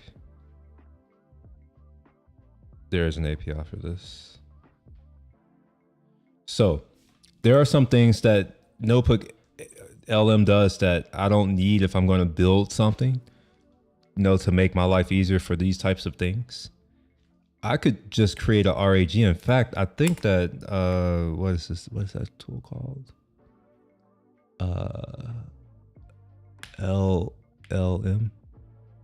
LM. Yeah, this LM Studio. Yeah, that word. So I want to say some of these models will do that for you. Let me go ahead and update. I need to install some other stuff on here as well. I haven't actually finished setting up this machine. I gave up. It was just like, I'll do it later, and later has never come.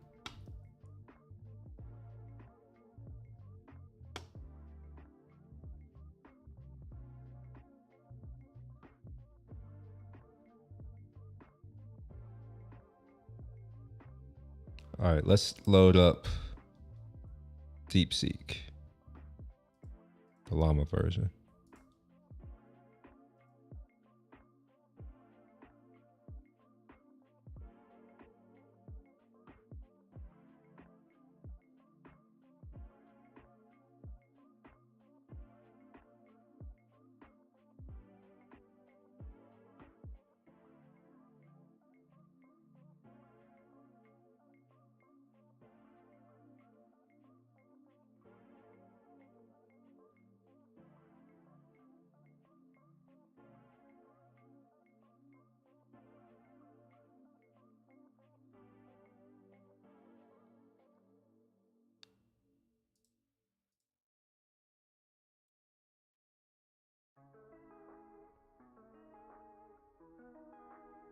Yeah, so this will create it for me.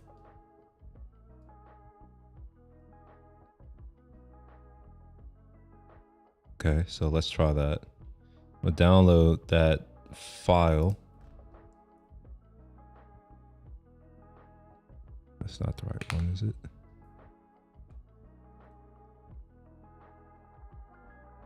This one.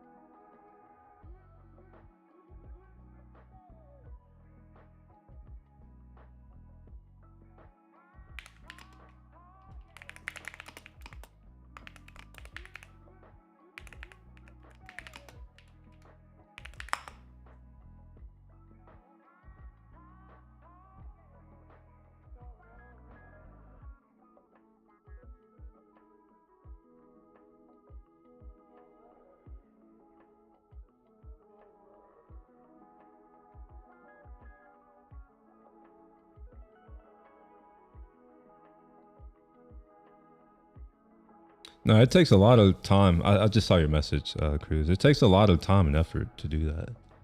You know, considering last time I did it, I was basically talking to myself for 3.5 hours.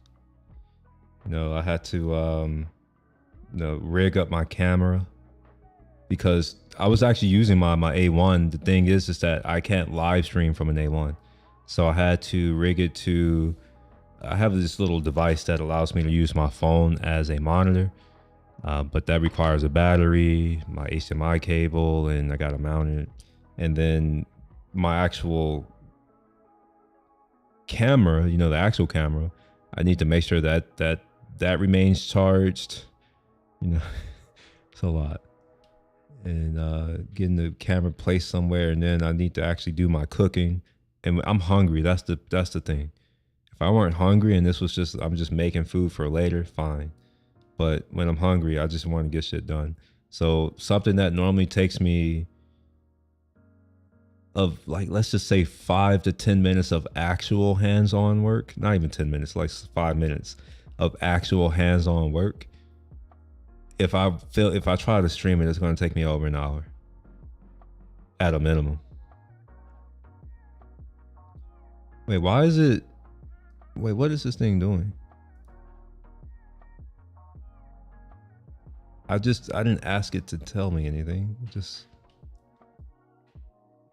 I see what it's doing. It's chunking. I see what it's doing. It's actually going in and creating the thing. Well, this is cool. That means that I don't have to go and create my own RG. I can just, you know, leverage LM Studio for that.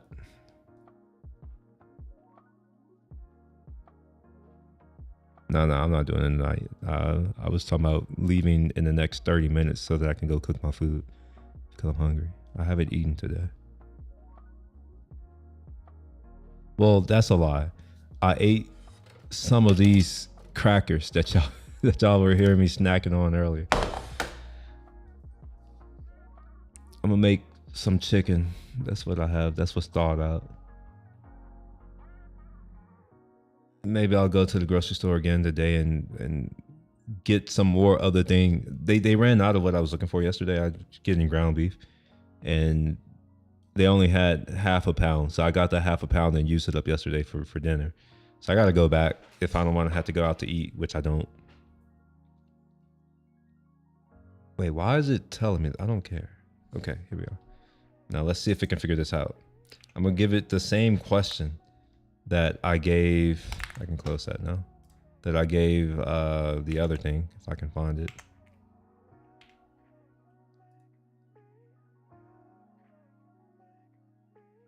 Why don't I see it? Let me close some things. Maybe that'll help me.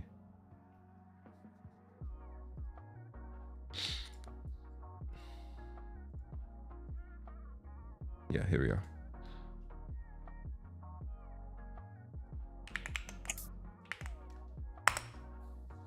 Maybe a thinking model is the wrong model for this. I'm not even gonna lie.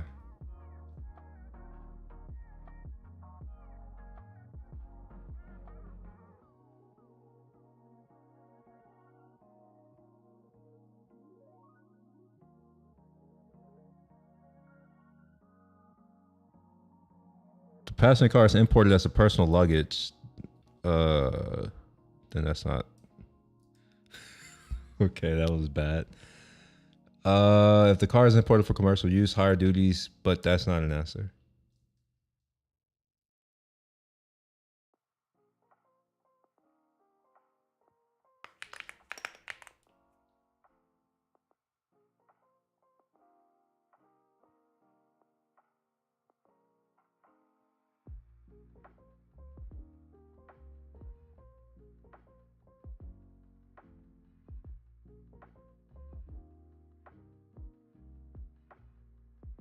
Oh, I didn't specify. Okay.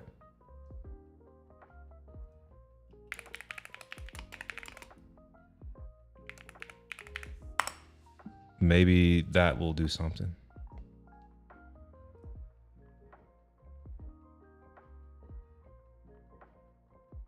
It should just be a third country. Oh, it got it. It got that. Okay. The duty for importing a passenger car from America into the EU is around 10%. Okay, so it got that. That's right.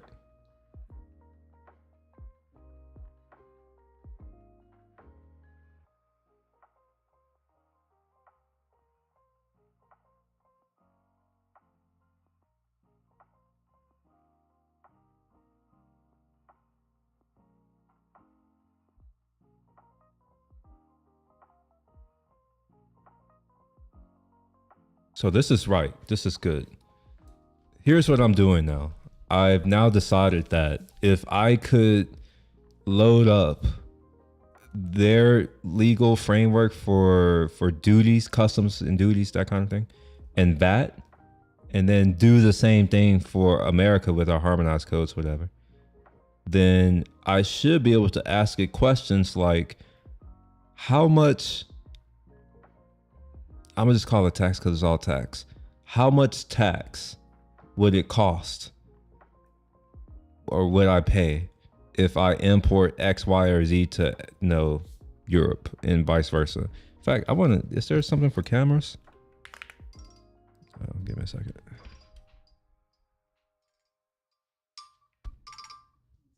Hello? What was up? Live streaming?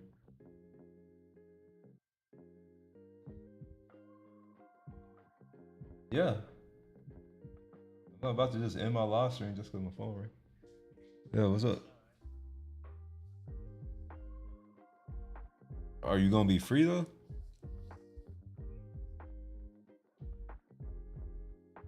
All right. Well, I will.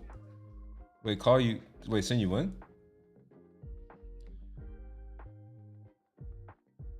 Okay. All right then. All right. Peace.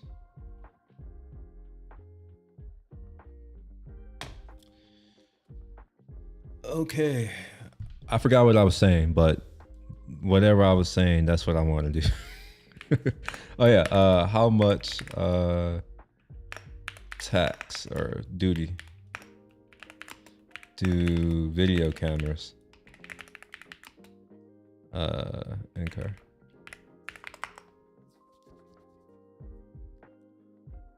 I should have said digital video cameras, but maybe it's smart enough to figure something out.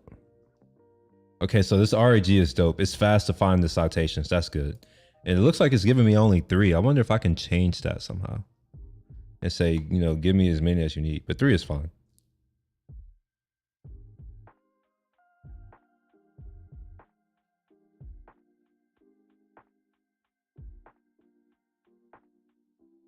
Okay, well, I have the whatever that is. I'm going to give it to it.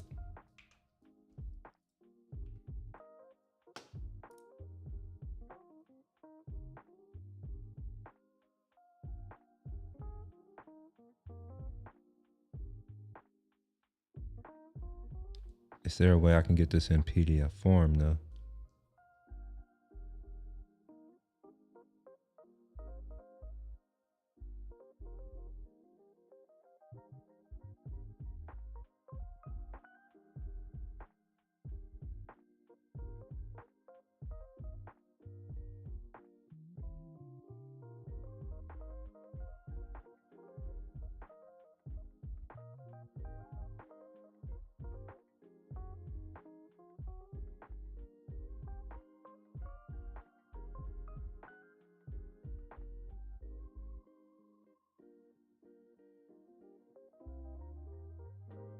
I think this the document that I just downloaded. I probably, forgot.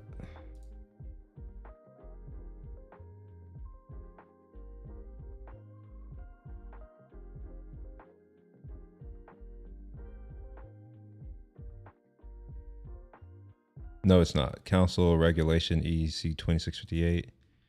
87. Oh yeah, it's the same doc. It's the same doc. Okay. So this is the council regulation. Rename this.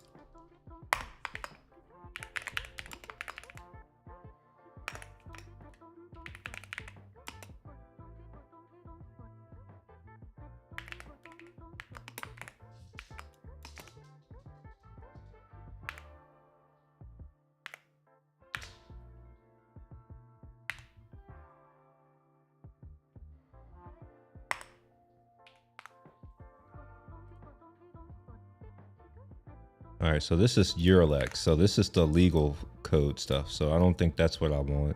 I want the whatever the hell you call it, Timerac something.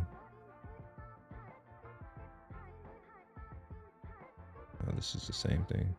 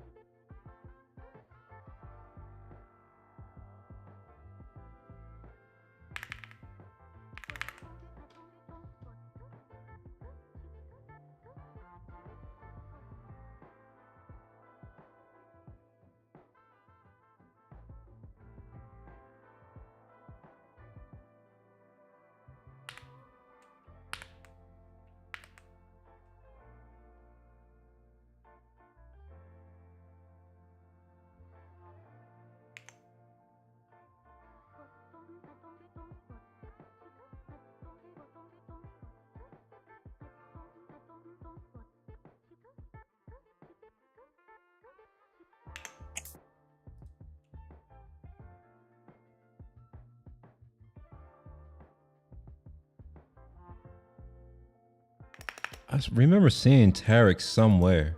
I thought I had. Oh, here we are. This is it.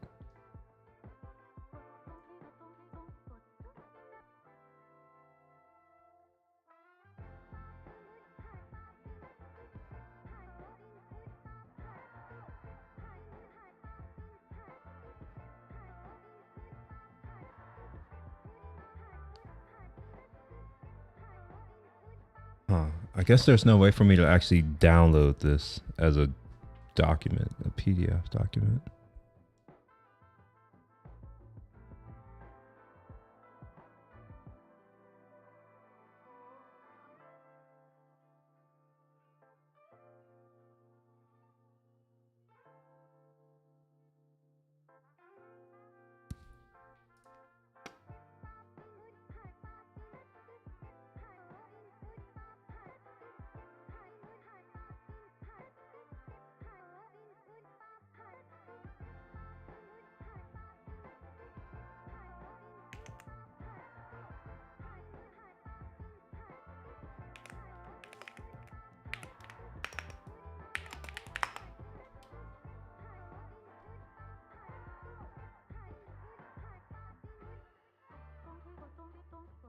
There has to be a consolidated version of this so I don't have to go through a database.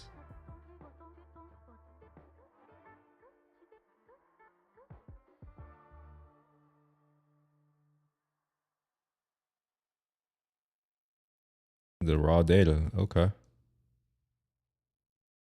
Look at that.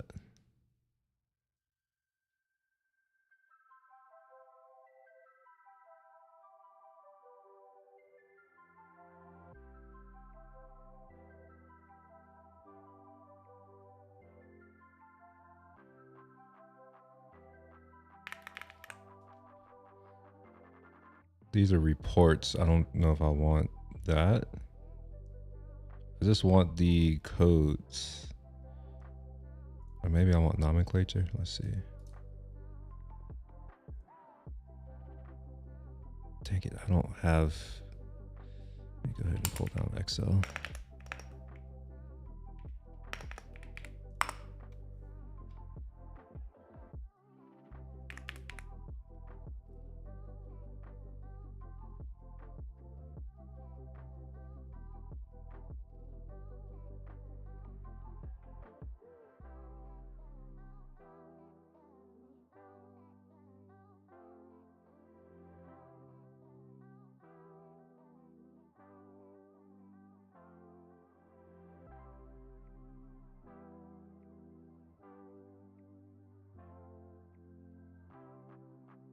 How do I get back to where I was? You know, Apple software is really trash. I'll just... Is it here? How do I don't even know how you see what's being installed. There's a way to do it.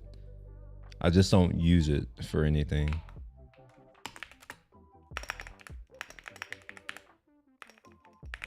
Let's go to Finder. Go this way. There we go. It's almost ready.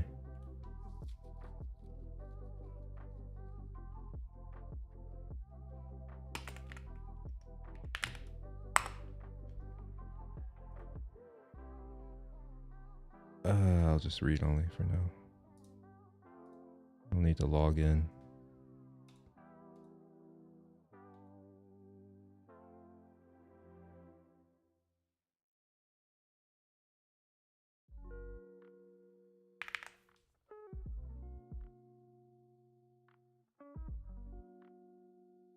None of these actually have duties. Oh wait, SQL. Oh, that's just a table or the query they use to get it.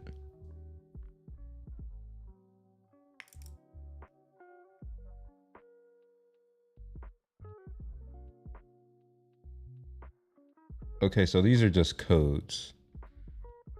Or no, oh, nomenclature. I see what's going on.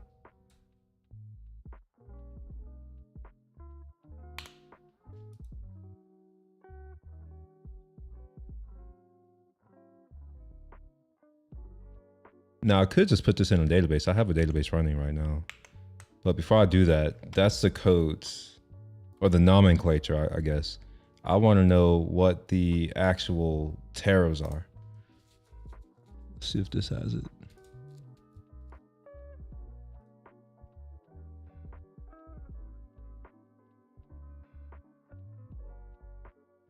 No, none of that is useful to me right now. Report on tariff quota imports. Critical tariff quota imports, critical.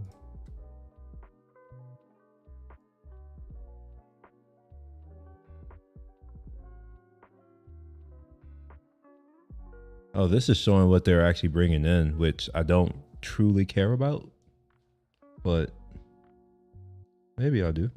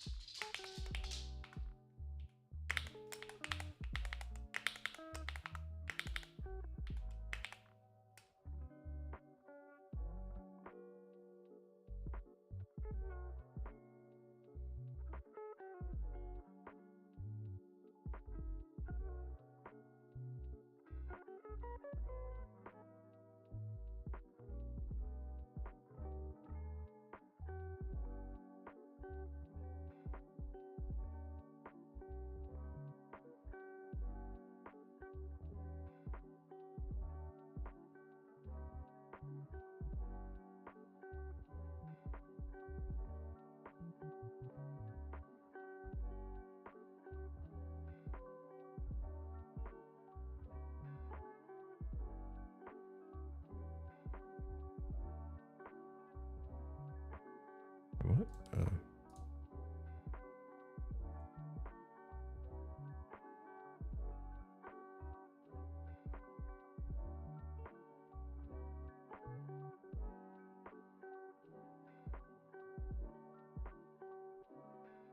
Why is that not valid?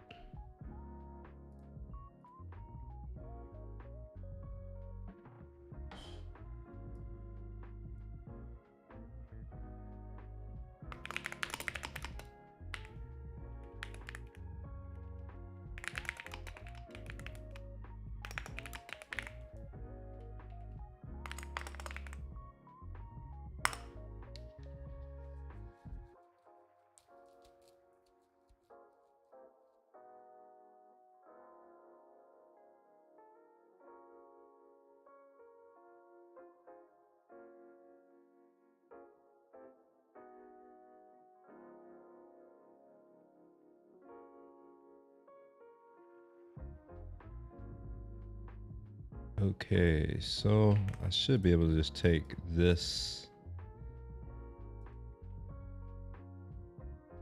technically I don't need that. I'll keep it though, because I think I can tell the thing to not care about it. Let's export this. How do I export in here?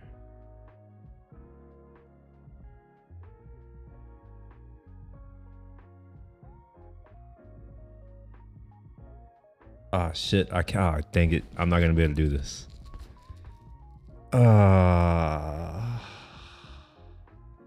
I can't do it because I can't save. I have to be able to save this to do it. But you know what? No, hope it's not lost. I'm going to just copy it.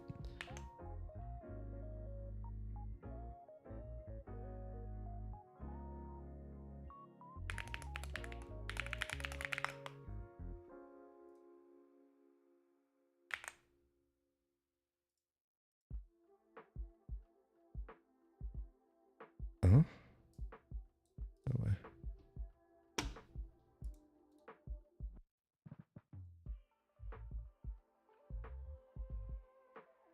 Yeah, we'll do this as a CSV.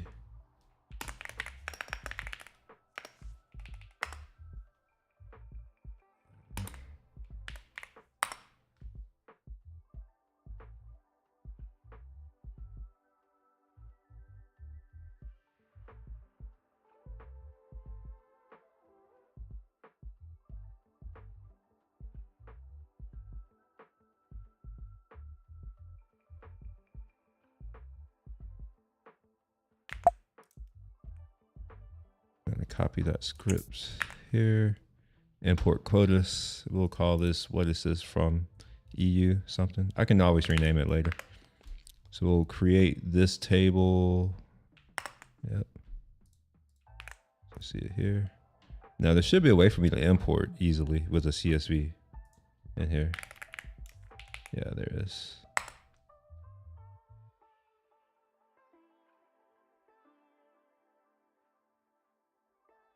There we go.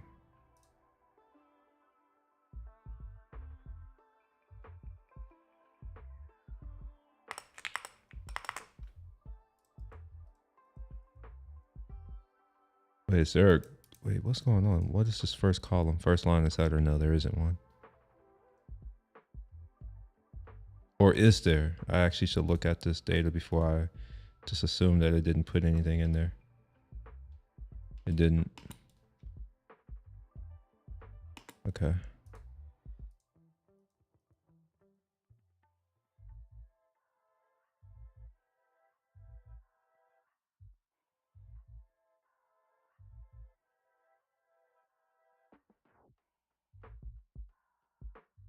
Oh gosh. Okay.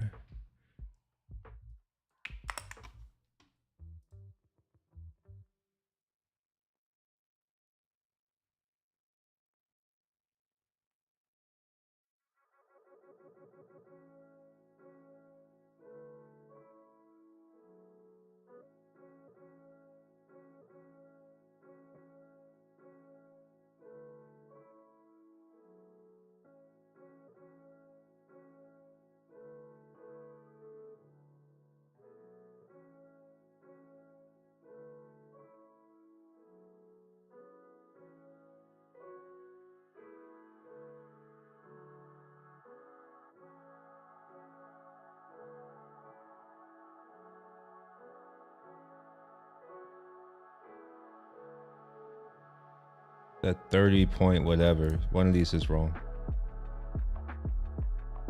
Okay, I gotta figure out what's up with this table. The table structure is wrong, that's the issue.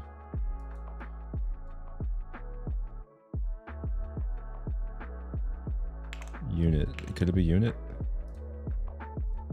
No, unit is always gonna be that.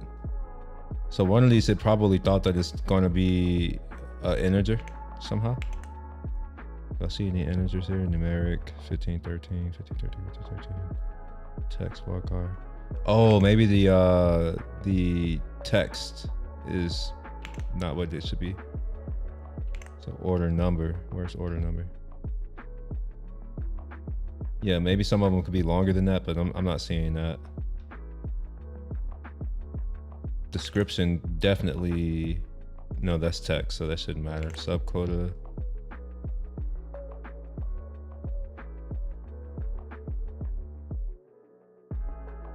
probably should have looked at these before I did it. So this is going to be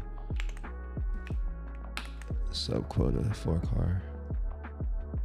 Origin, for car, application period. Oh, no wonder. Okay, it's doing this as a date. And that's wrong. This isn't a date. This is a range. A date range. I don't know if that's possible here. I would have to do something to split that. I would have to do some type of logic. So what I'm gonna do instead is change this table. So we'll delete that column. Go ahead and save that. And then this will just be period, application period. I can break it apart later. That's not really what I care about at the moment. This will be a var car 50. Save that. Application period already exists. Okay, so discard. Did I accidentally put it in there again? No, I didn't. Period. 50. Okay. All right, I think that should work now.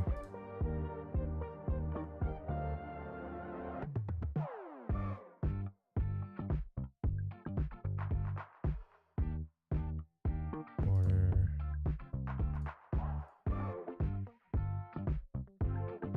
Oh no, that's not happy. 310.19, 310.19. 3. Yeah, it's the same issue, I think.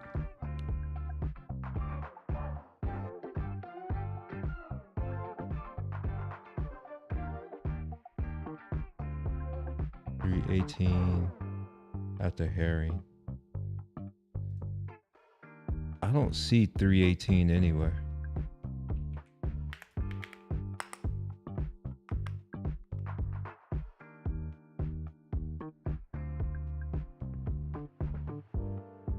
Oh, 3.018. Okay, so let's find that. 3.018. I don't see that anywhere. I wonder if, you know what? Maybe it's this last part right here, this last import date. Maybe it's that. Okay, stop that. Yes, that's probably what it is. It's formatted in a weird way. Now, I have no idea how to get this into this current format without coding. So what I'm gonna do is just delete this column because I don't give a shit about it. It's not a column that I care about. So I'll come over to here and delete it. However you do that. How do you delete columns in this damn thing? Oh, there we go. I gotta re-export it.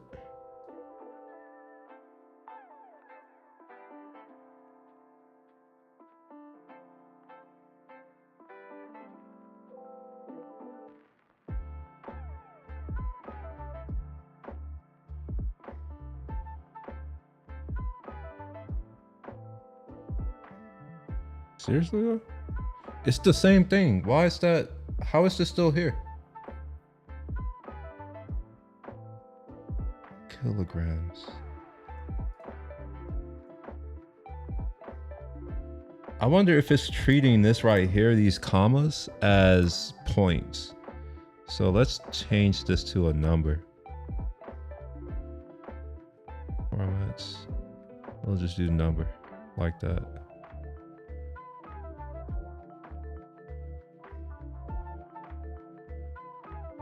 And I'm gonna get rid of all the decimal points because I don't care. Yeah, I think that's what's happening, is that it's putting these all in like as that. And I wonder if when I export this, is it gonna put that dot in there still? I'm gonna have to remove those commas. So I'll just look at it this time instead of just assuming that it's right. No, I don't want that.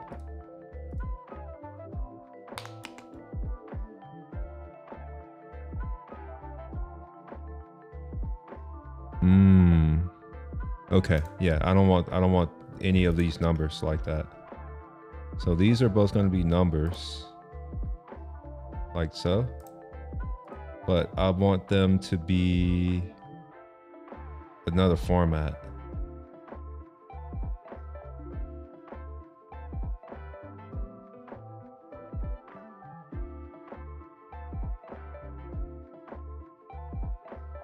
Like that. There we go.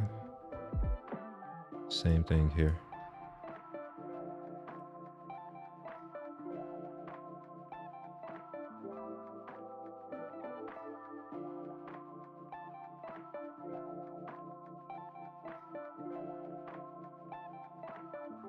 All right, I'm fairly confident that this should work now. And you know what? I could have did this processing here. I could just split this date. I could do that. That's the operating right here. I could do it. I'm not though. I'll just regret it not doing it later. All right, let's try this one more time.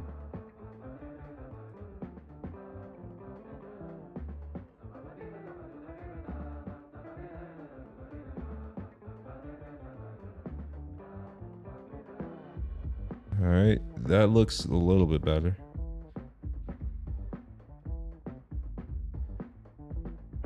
Except no. Kilograms. Why is that failing?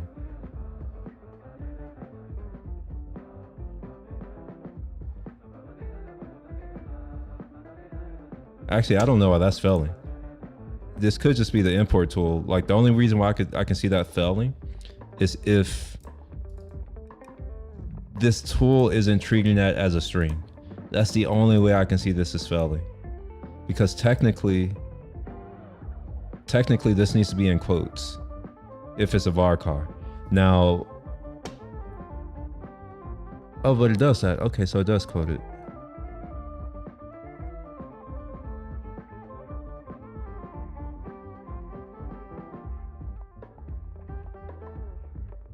Wait, are there quotes here?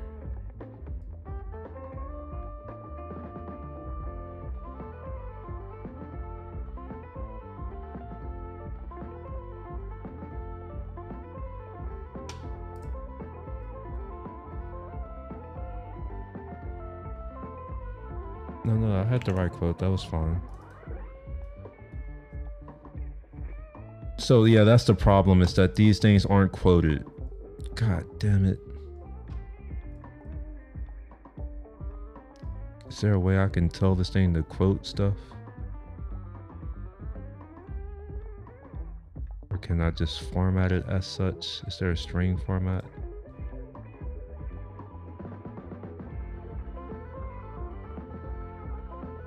No. I need all of these to have a quote.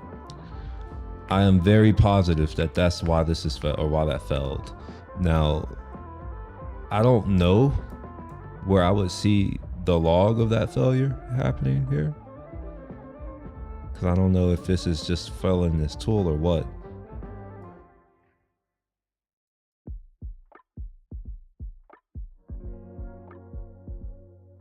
All right, let me look to see table plus.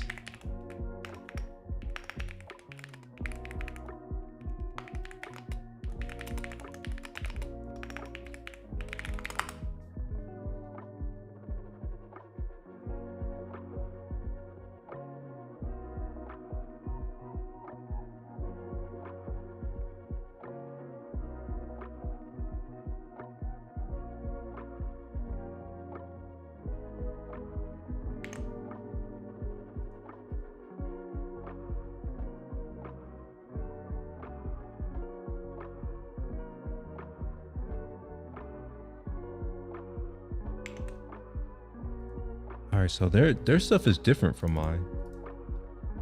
They have the actual data type here. Mine doesn't have that. I don't have a data type.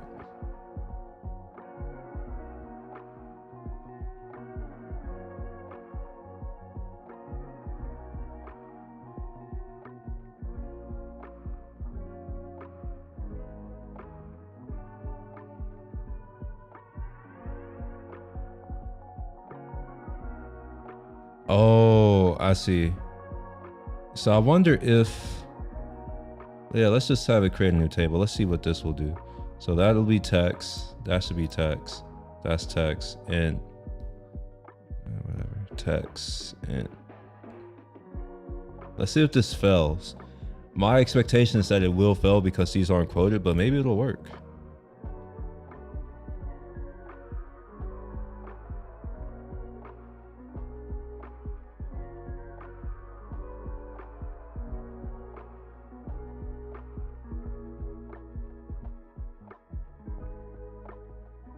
Yeah, it's adding in quotes for me.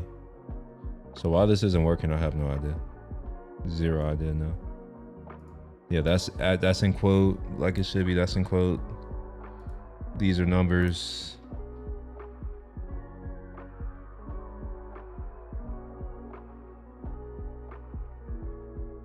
It's saying that it was truncated unexpectedly. The file. I don't know if I believe that.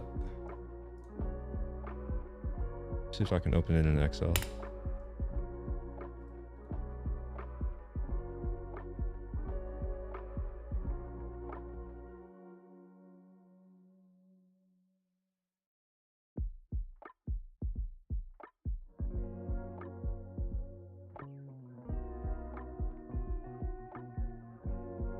Okay, it does just end abruptly. That part does actually happen. But I don't think that has much to do with it. Let's open this in. Okay. Guess I'll use VS Code.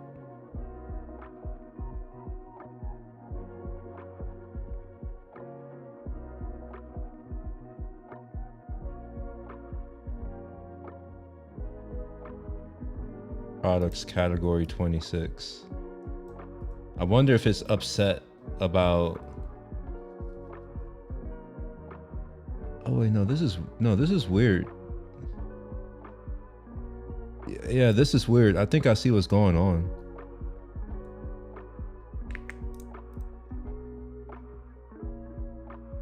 All right, this is. I don't understand how this is exporting. It seems wrong though.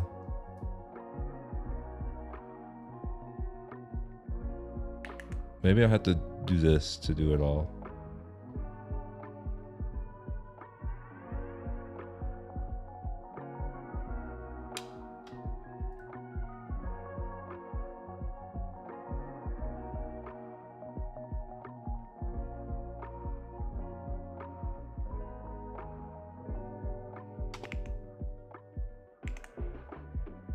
See if this is similar to all the other ones.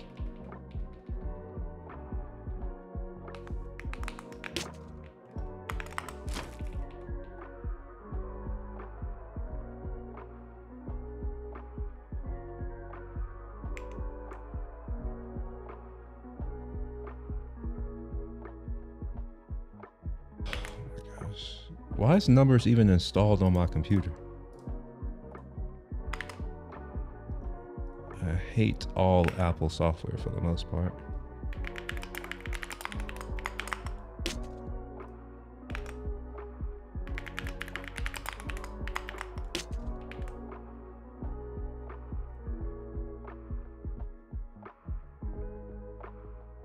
There we go.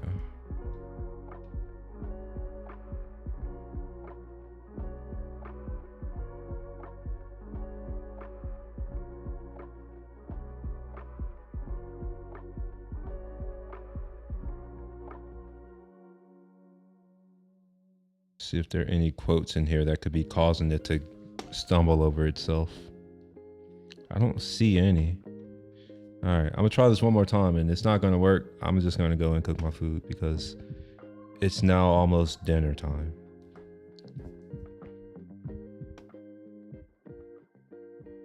I have very little faith that this is about to work though. I'm not even gonna lie.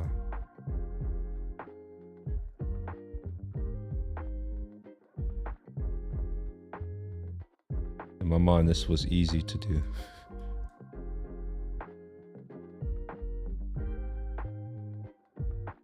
Yeah. It's literally failing on the first line. is saying that kilogram does not exist, which makes zero sense to me.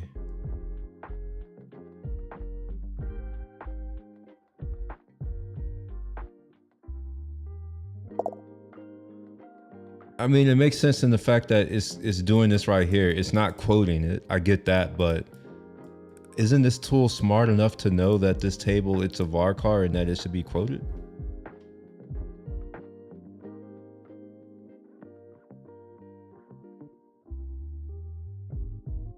I guess I could use Airflow to do that, but does Airflow let you do from yeah, I wonder, does Airflow allow you to pull from a CSV file?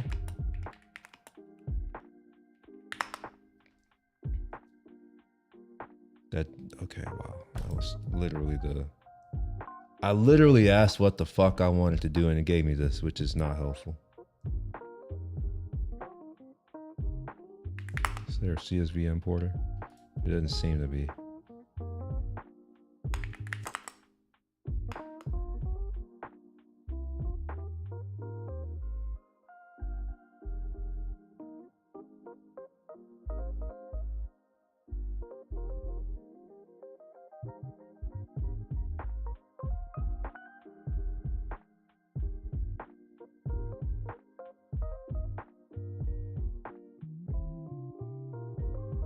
Yeah, I would have to write actual code to do this, and I don't want to do that. So if I wrote this in like C#, JavaScript, whatever, all of these would be strings and it would get quoted properly. And it would just be up to me to do the parsing. Now, parsing would actually help because in this case right here, these are dates. So I can actually pull out time information, all that kind of stuff. But I don't want to write a script for this. I was hoping I could just dump it in there as is. You know what? JSON can do that. Or wait, not JSON. What's the name of that thing? Mongo? Mongo can do that.